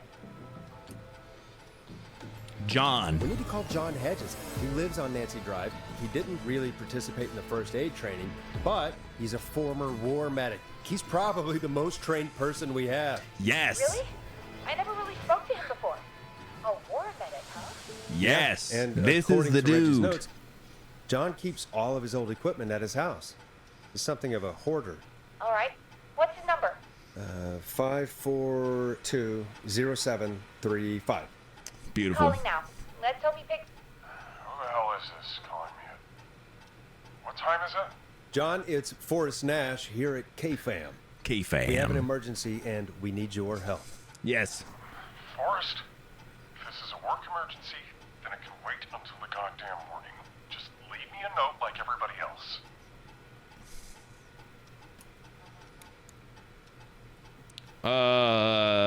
This is a medical emergency. John, no, this is a medical emergency.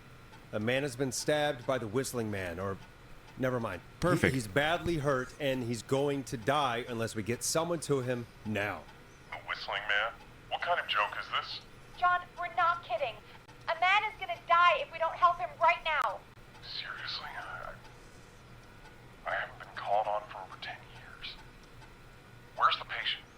What's his condition? He's at 25 Nancy Drive. I think we got his friend to stem the bleeding, but he's gone into shock. He's passed out right now. You say he was stabbed? Do you know the extent of his injuries? From what we were told, he has 2 major stab wounds. One Yep. to the stomach and one to the leg. And we're killing The it knife on is making still sure in he's his good. leg, and the stomach wound is open. Understood. Let me grab a few supplies and I'll head right over. Damned if he dies on my watch. Thank you, John. We'll let him know you're on your way. Good luck. Hello, Casey. Are you there? How are we doing? Bad. Jason seemed really weak and then just started thrashing. Oh, shit. What about now? Is he still thrashing? He's passed out. Please tell me you found someone to help. Shit. Casey, help is on the way. My colleague will be there soon. Good. Yep. Hear that, Jason? Someone is coming. You're gonna be just fine. Just hold on for me, okay? Just hold on. Come on. Hello, Casey. This is John Hedges. I'm here about Jason. Please let me in. I'm guessing that's Jason there. Casey, I'm gonna need your help. Forrest, Peggy, don't you two worry. We've got this from here. Okay. Forrest, we'll call you back later. I have to go now. Good luck, everyone. God, I hope he's gonna be all right. Oh, right. And with that, the show moves on. We're sending our best wishes to Jason. Jason. Well, after all that excitement, I think we could use some music. Come back upstairs when you're ready. Okay. Dope. Whoo. I didn't get the thing that says there's usually a thing that says like if somebody survived. I didn't get that one for the guy yet.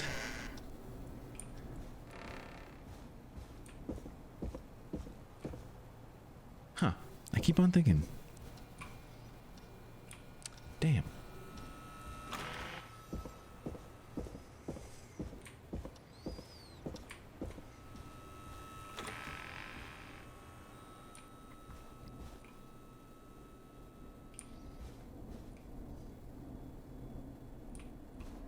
Play a record, Forrest. Oh. I was like, this is like weirdly quiet. Freaking me out a little bit.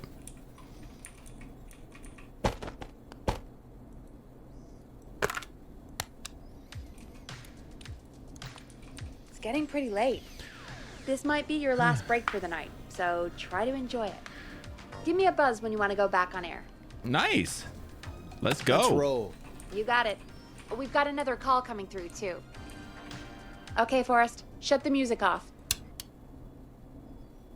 Oh, shit. Welcome back to 189.16, The Scream. The Scream. I believe we have another caller on the line. How are you tonight, caller? Forrest, it's me, Roller Ricky. Oh, and Maxie's here too. Max. Real Ricky. Good to hear from you again. How are you both doing? Oh, we're good, What's man. up, Ty? Thanks to you. You're like our guardian angel. That wouldn't be a bad look for you, Forrest. A little White Wing Halo number? Maybe something for the K-Fam Halloween party. All right, everyone, let's calm down. True. Ricky, I'm just glad we could help you and Maxie. Is there anything else we can help you with, Ricky? Actually, I think I have some info that might help you. Really? What's that? You see, man, me and Jason know each other. You know each other? Yeah, we went to Gallows High and played on the football team together. He was a gnarly offensive linesman, and I was our star wide receiver. Runner Ricky, they called me. All right, and what does that have to do with tonight? Well, because George, the guy who drowned, he was on our team too. Tell me about him. What was George like? I didn't know him for long, man. I'm sad to say. We had our first team party on the night he drowned. He seemed like such a good dude.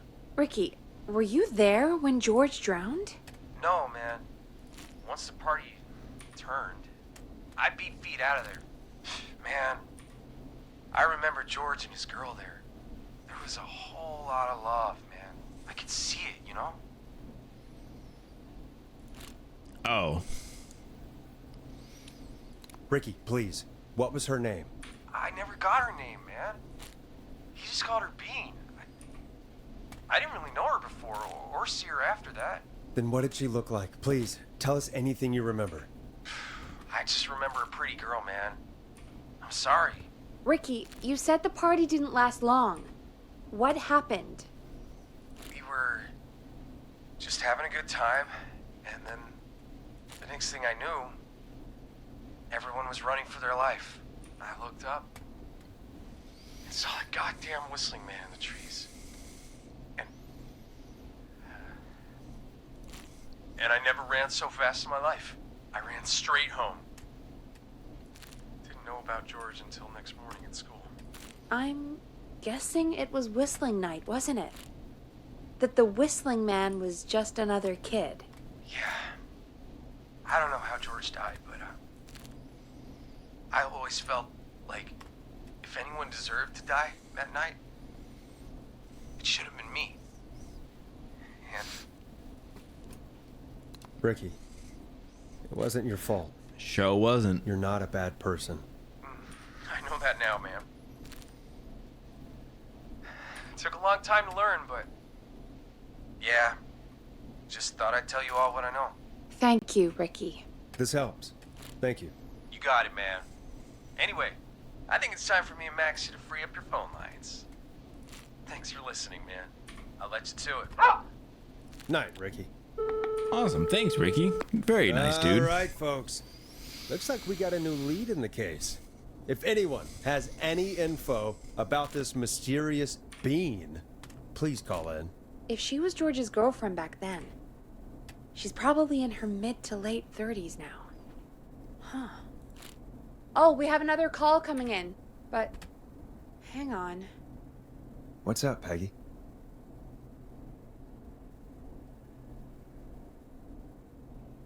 Peggy? You're gonna want to take this call off the air. Who is it? Just do it. All right, folks, it's time for another track. Here's one to help you sit back and relax. We'll be right back after this. I hope this is good news, Peggy. Who have we got? Find out for yourself on line 1. Still being DJ Booty, bruh. That's true, I am. Also, what's happening, Coy? Bro, what's happening? Forrest, I'm glad I got back through to you. Leslie! Sounds like it's been a busy night, huh? Surprise! It's Leslie, our 911 operator, leading the charge from Henderson to come save us. It's so good to hear from you. Are you okay? We're doing okay. Sarah and I are both happy to be headed back home. We're happy to have you too. Wait, Sarah? Oh, yeah, I mean Deputy Martinez. Anyway, we got back into radio range a little while ago. We've been listening in, but haven't been able to get through until now. Ever since you found Sheriff Matthews, it's only gotten worse. It's been a long night. Well, it shouldn't be too much longer now. I'm glad I got through to you. I wanted to let you all know what's going on. I made it to Henderson. Turns out somebody had cut the phone lines, and they had no idea what was happening. After I told them, well, their sheriff sent a goddamn squad back with me to stop this. That's great news. That's crazy about the phone lines, though. Truths. Do you think the whistling man cut them? I'm guessing so. I don't know how the whistling man did it. But that doesn't matter right now. Listen, we're coming in hot, but we need your help. I know Gallows Creek isn't a big town, but if we don't know where the whistling man is, we can't get him. Her. That's where you come in. What do you can need? Count on us. What do you need? It might be a long shot, but here goes. The whistling man already called up a few times. I bet she calls again. We're still a little ways out of town, so if she calls, stall her. Buy as much time as you can for us to get in. And while you're talking to her, try to figure out where she is. We'll be listening in, so once her location is known, we'll head straight there and end this nightmare. I'll do my best. You got it. You will. Heck, I can see the headlines now. Forrest Nash's interview of a lifetime. Anyway, I'll radio the other cars and tell them the plan is a go. Hopefully Whew. the next time I see you, Man. we'll be with our killer behind bars. This is just going and going. We'll see you soon, Leslie. Oh, thank God. It sounds like this is almost over. We're nearly through this. Best we don't waste any time then. Let's get back on air. You got it. When you're ready, shut the music off. Bringing Yes, you back shh, live shh, shh, shh, shh. now. Welcome back to The Scream with me, Forrest Nash. The line is lit up, but before I get to our next caller, I just want to say things are looking up. Hold on. 50 paper balls? Nice. It's almost over. But for now, let's bring in our next caller. Evening, caller. This is Forrest Nash. Hello, Forrest. This is John Hedges. I'm here with Casey. Oh, yeah. To give you an update on Jason. Hit me. John, is he going to be okay? He's a fighter. He'll be fine. We've got him stabilized and resting in a bed. Yes. We're preparing to move him to the hospital. Thank you so much. Hell If you yes. hadn't been there, then Hell God, yes. I don't even want to think about what would have happened. Of course, Casey. We're just happy he's okay. John, Casey, you two did all the work. Tell Jason to get well soon from us, whenever he's up for it. Nice. Why don't you tell him yourself? Is this Forrest? Jason Parker survived the Whistling Man. Jason! We meet at last. It's good to hear you, Jason. How are you? Oh, well, you know. I've got a hole in my stomach, and there's a knife in my leg. True. John gave me something to take the edge off. So, Oh, did he? I might feel even better than either of you. Oh. Take it easy until you get to St. Gabriel's. That's right. I will. But, before that, I needed to call you. Okay. I'm guessing the Whistling Man is still out there? Yep. As far as we know, anyway. I was worried you'd say that. God damn it. Actually, I'm glad you called. I wanted to talk to you about what happened earlier. Go for it. We spoke to Roller Ricky not long after you were attacked. You spoke to Ricky? Was he... Is he alright? He is now. I mean, he was attacked earlier, but this call came after. Hey, guys, I'm really sorry, but there's a call on the other line. I just need to make sure we don't have another situation brewing. You fill Jason in on what happened. I'll be right back. Sure, Peggy. Sorry, Jason. Where was I? Ah, yep. Ricky's fine. You don't need to worry about him. That's a relief. He told us about George. Sounds like everything's finally coming out now. It's been tough to hold it all in. Sounds like you've been holding back about something awful, Jason. I'm part of the reason my best friend is dead, Forrest. And the few who knew about it said if I ever said anything, I'd find myself in jail. For a long time. It was hell. And then the town just moved on. Like he'd never existed.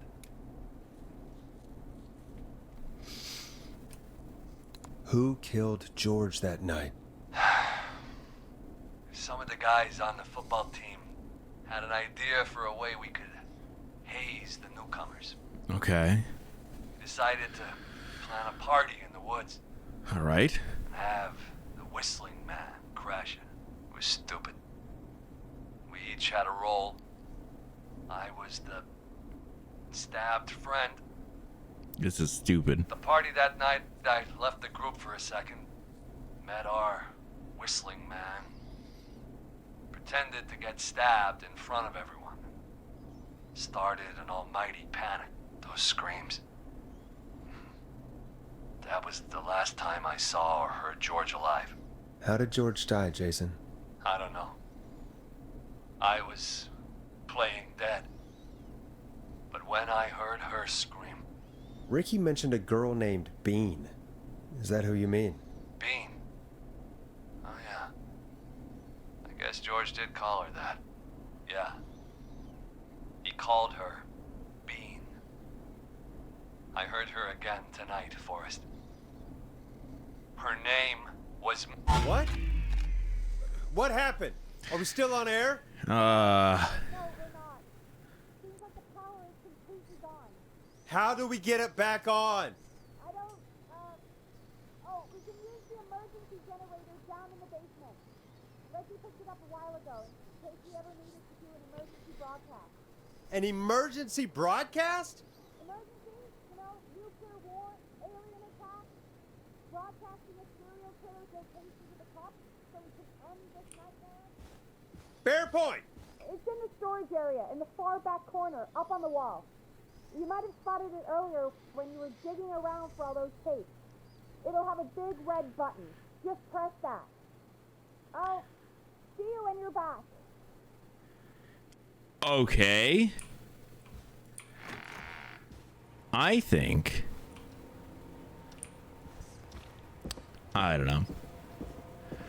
I was gonna say, I think we already know who it is. I think that... Oh. Anyone? No.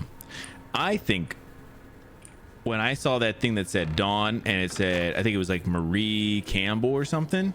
I think that was the person.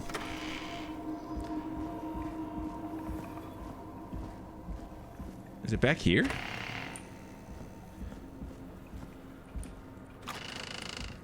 Huh. Far back corner. Why is this station so big?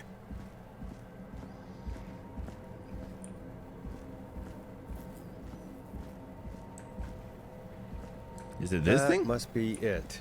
Boom! We've got power. Right. Okay. The Whistling Man. I need to warn Peggy.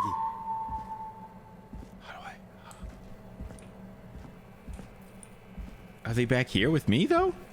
Like, I don't want to die.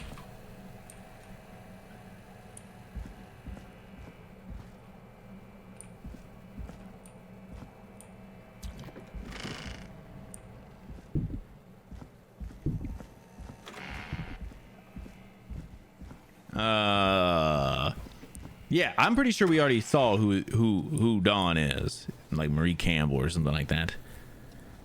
And it sounded like that dude was... Oh my god, what was that? What happened? Was it someone at the door? Did I miss it?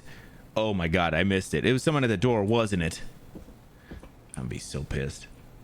I think I missed it. It was someone at the fucking door. It had to be. God damn it! This whole time I've been waiting for someone at the door.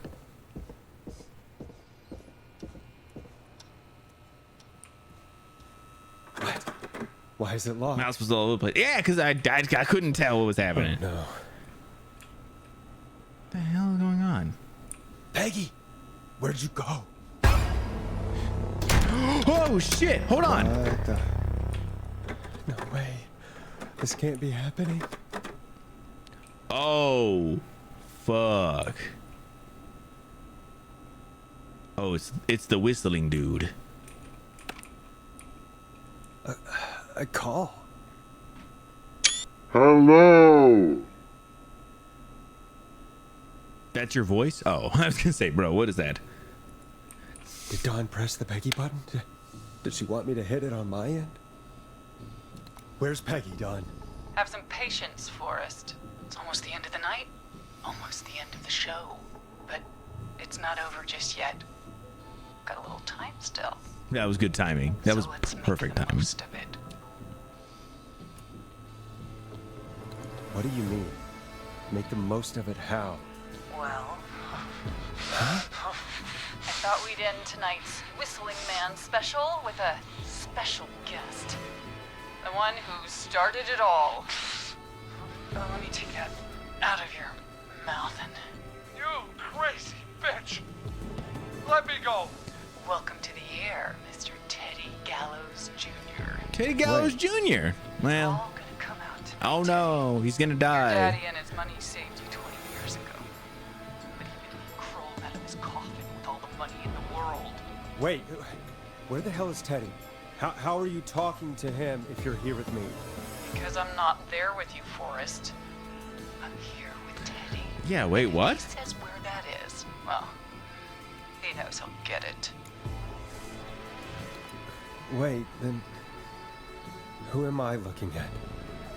Forrest Nash, let me introduce you and all of Gallows Creek to my boy, Henry Barrow. Oh, Your son? My God. You like that he? Yes, Forrest. There was He and I had a two of them. So there were two whistling men tonight. Of course. That explains how you were always able to get around town so quickly. Hang on. Did you say Oh. that?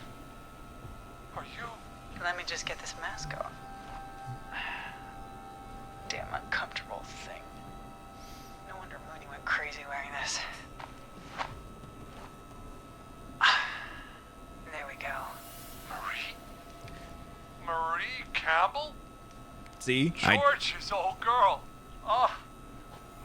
Well, it sure has been Is a years double. since I last saw it.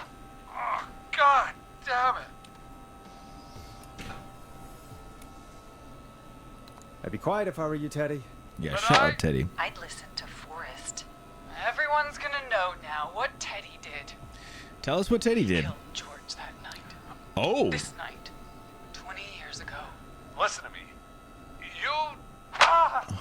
You're gonna talk when I talk to you. And not a moment before. Yeah, you need to shut the hell up.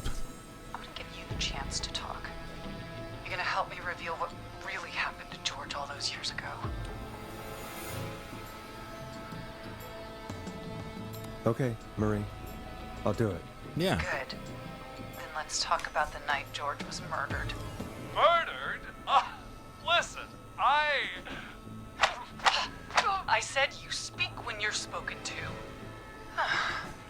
Now, I know you've done some good work tonight in piecing together what happened to George 20 years ago, and that's why I want you to interview us. Thought it was a good horror plot overall. Yeah, this is really good. I really enjoyed this. Are you serious? I'm You kind want of me to interested interview you?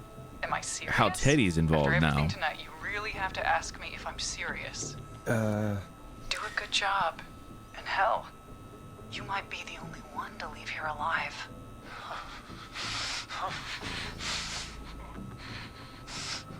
I need to drag this out. If I can buy Leslie time to get back to Gallows Creek, and Yeah. if I can find out where Marie is, then this can end. Teddy, we'll start with you. Just, talk me through what happened that night. How did it start? How would I know? It was 20 years ago. Come on, Teddy. Teddy, be honest with me or we're both going to die. Honest? Forrest, I'm trapped here with a psycho.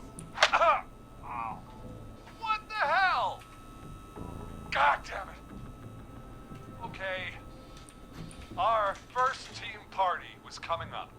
And when I saw the date it was scheduled for, I had an idea for a way we could prank the new guys.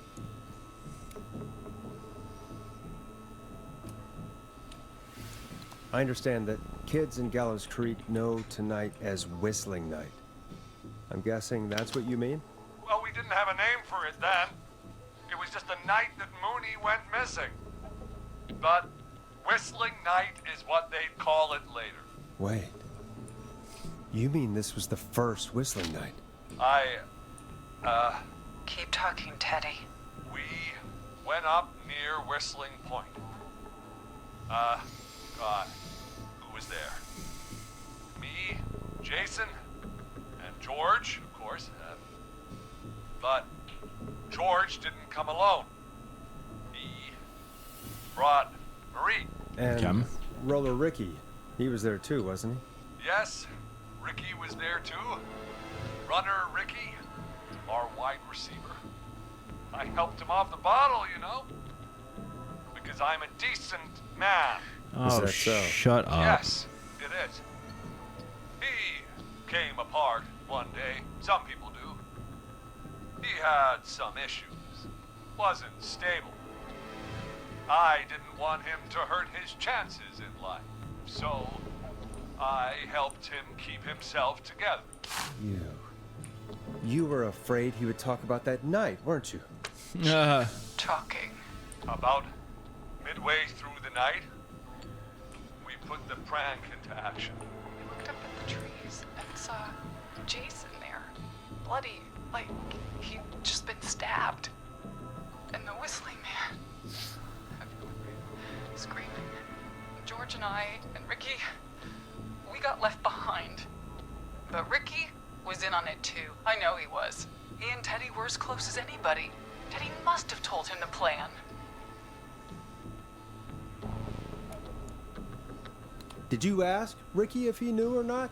I didn't see any reason to. Why? Because Ricky phoned up earlier. He didn't know anything about it, Marie. What? He had no idea what was happening. He said he was as terrified as anybody. Isn't that right, Teddy? You didn't tell him, did you? Ricky never could keep his mouth shut. If we told him, he would have given everything away. But he... well... It doesn't matter. He didn't run his mouth enough to tell anybody about it afterwards. He's still guilty. It was just a stupid prank. They got somebody killed. How can you still say it was just a prank? Oh, come on. Oh, God damn it. You made George think Jason had been murdered. He thought his best friend was dead. And so tonight you stabbed him for real? It's the role he wanted to play. Jason's still alive, Marie. He was with a friend. We talked her through how to stop the bleeding and got him professional help just in time. Oh. Well, shame he didn't have the good sense to die earlier. He's gonna regret that. Enough about him. Me and George took off running, but somehow we got separated in the woods. I ended up near the bottom of Whistling Point, and when I noticed George wasn't with me, I panicked. And then, I don't know how he snuck up on me, but the Whistling Man grabs me. I scream, and he starts laughing. Oh. It's just a joke. I can stall for time here.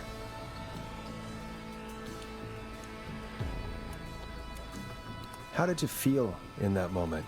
I felt like nothing was real. Stall for time. I felt small and confused. And Who was under the mask, Marie? Who was the Whistling Man? it was Chuck. Chuck Brody.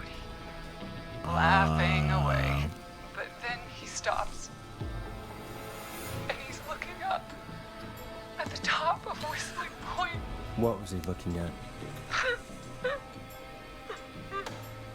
Teddy, what happened next? Nothing. I mean, it was just... Teddy? George fell off Whistling Point.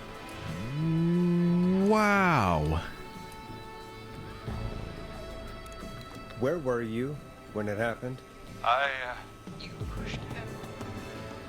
You were up there. You were dressed as the Whistling Man too, and I didn't push him, God damn it! I just chased him up there, and he kept backing up. When I saw he was about to go over, I reached out. That's what you saw. You liar! It's not my fault. He didn't know it was a joke. If he What? had any brains, he would have realized. Ugh. You bitch. No one's going to believe this. After all you did.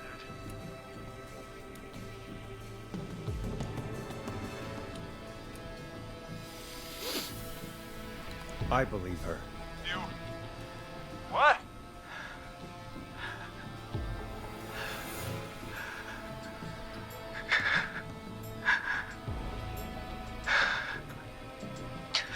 Why else cover it up? Right. My future. What? You know what it's like. People like us are bred for bigger things. I'm going to be the mayor of this town, Forrest. And then governor. And then, who knows? What happened that night was tragic. It should never have happened. But it was a mistake. It was just a stupid joke gone wrong. So my father sent Clive out to clean it up. Why should a blip ruin my future? Come on, Teddy. George was a blip? He wasn't a blip, Marie. His father covered it up from there. I searched for George's body all night, but Sandra found him the next morning while out jazz running. she found him in the river, but she lied about that to protect Teddy. She said something about her rent going up, unless she... Teddy. Yeah. Did your father own Sandra Sharp's dance studio? Of course he did. It's Gallows Creek, not Sharp Creek.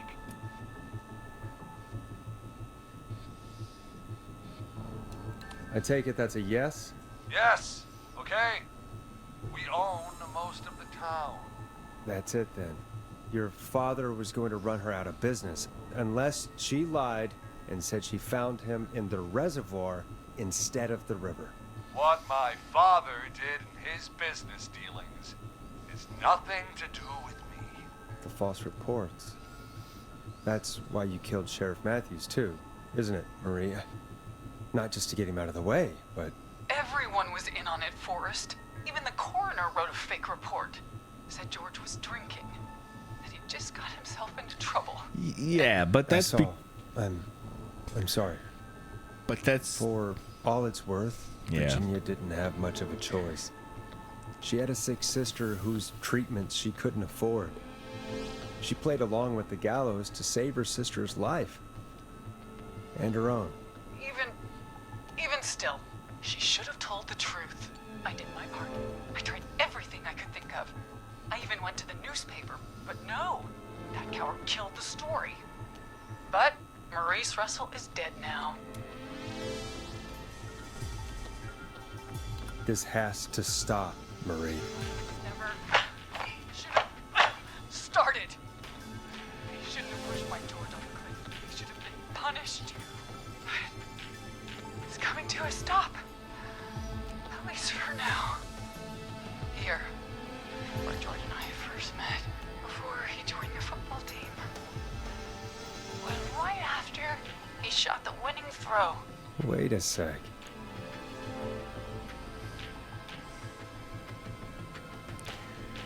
Shot the winning throw?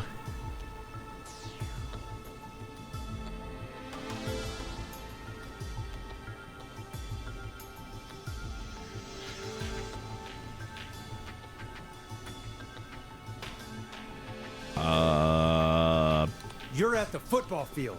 Jesus Christ! Forrest, you idiot! We're in the gym at Gallows Creek High! I told you not to do that. Wait! He's...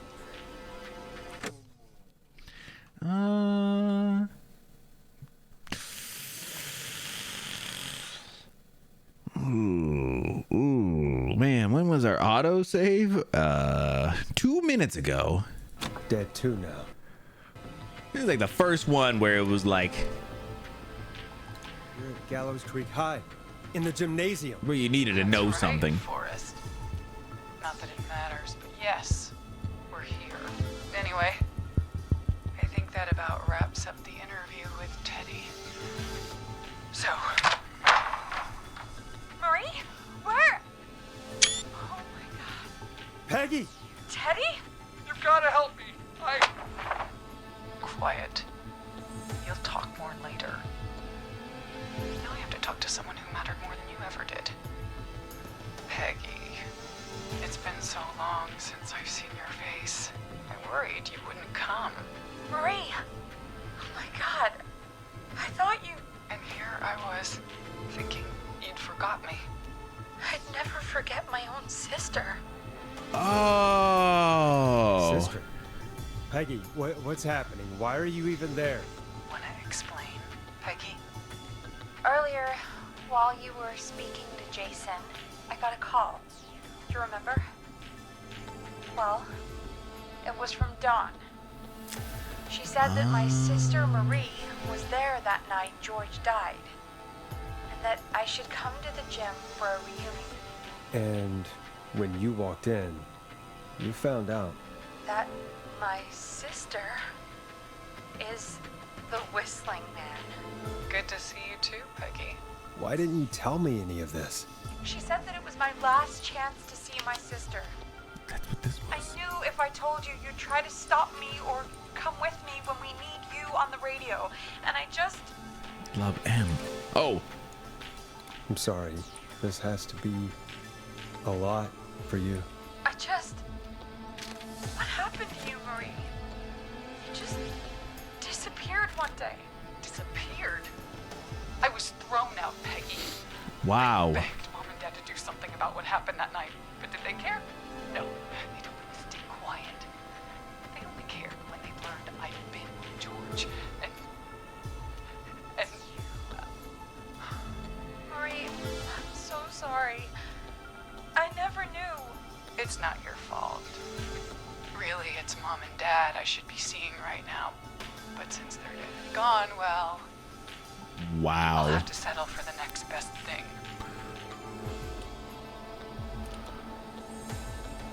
Next best thing? Do you mean?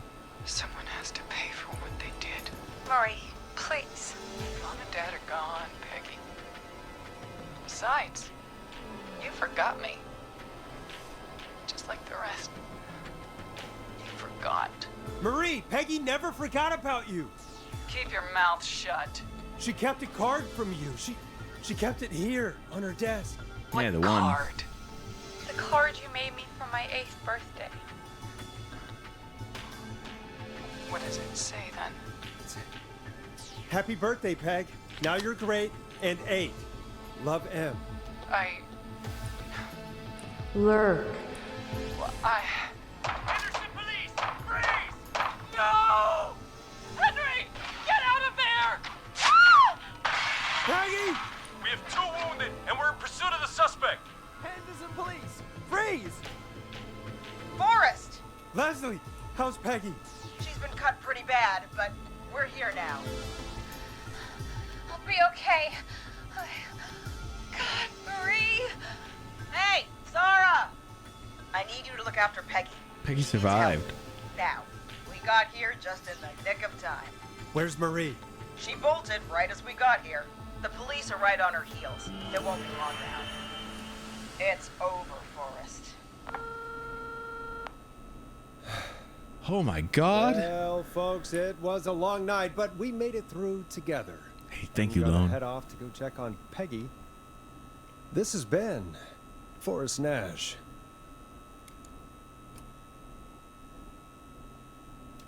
It's been a And scream. it's been a scream.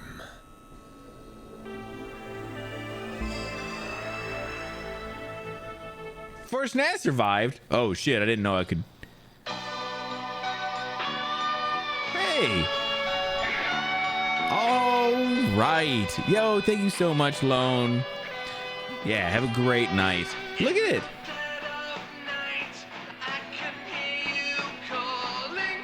I like this song. Just 3. Look at that.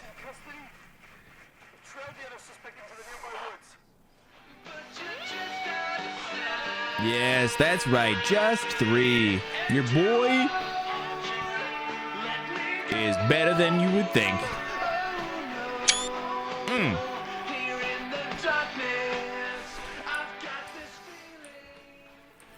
Not too shabby at all. Sorry that took a little longer than I expected. I tried to hurry, I promise.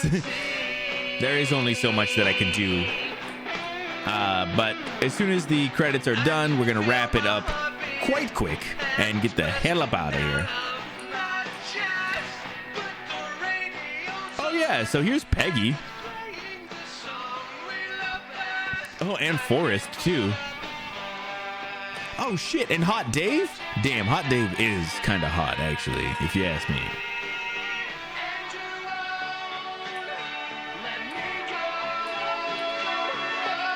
Rolling Ricky with the headband, exactly what I expect.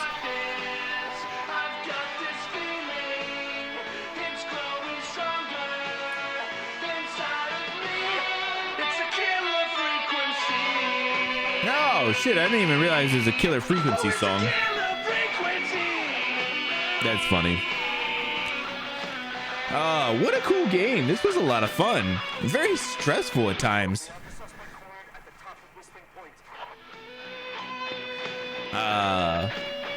Yeah, this was a lot of fun. And yeah, only a handful of hours really.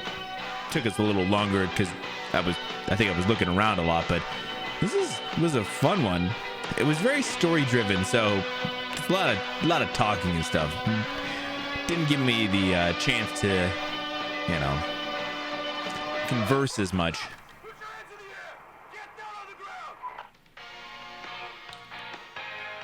Oh damn.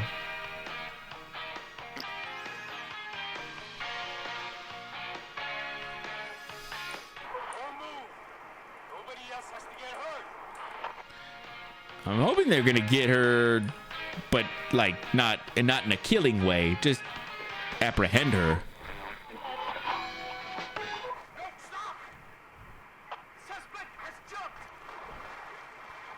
Oh damn. The music in this game has been really fun. I've actually quite liked it. Negative. No sign of the suspect anywhere.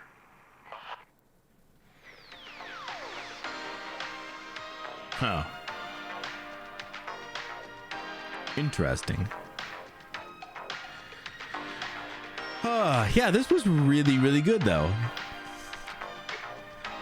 I actually really enjoyed it.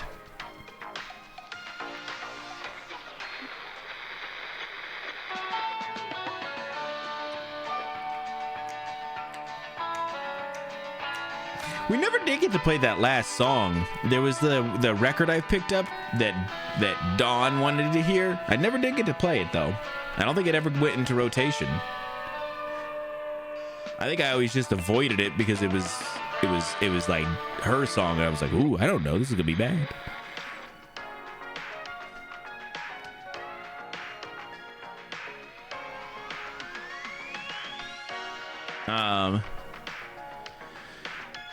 Whew.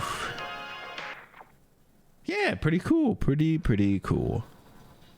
Yeah, that is it.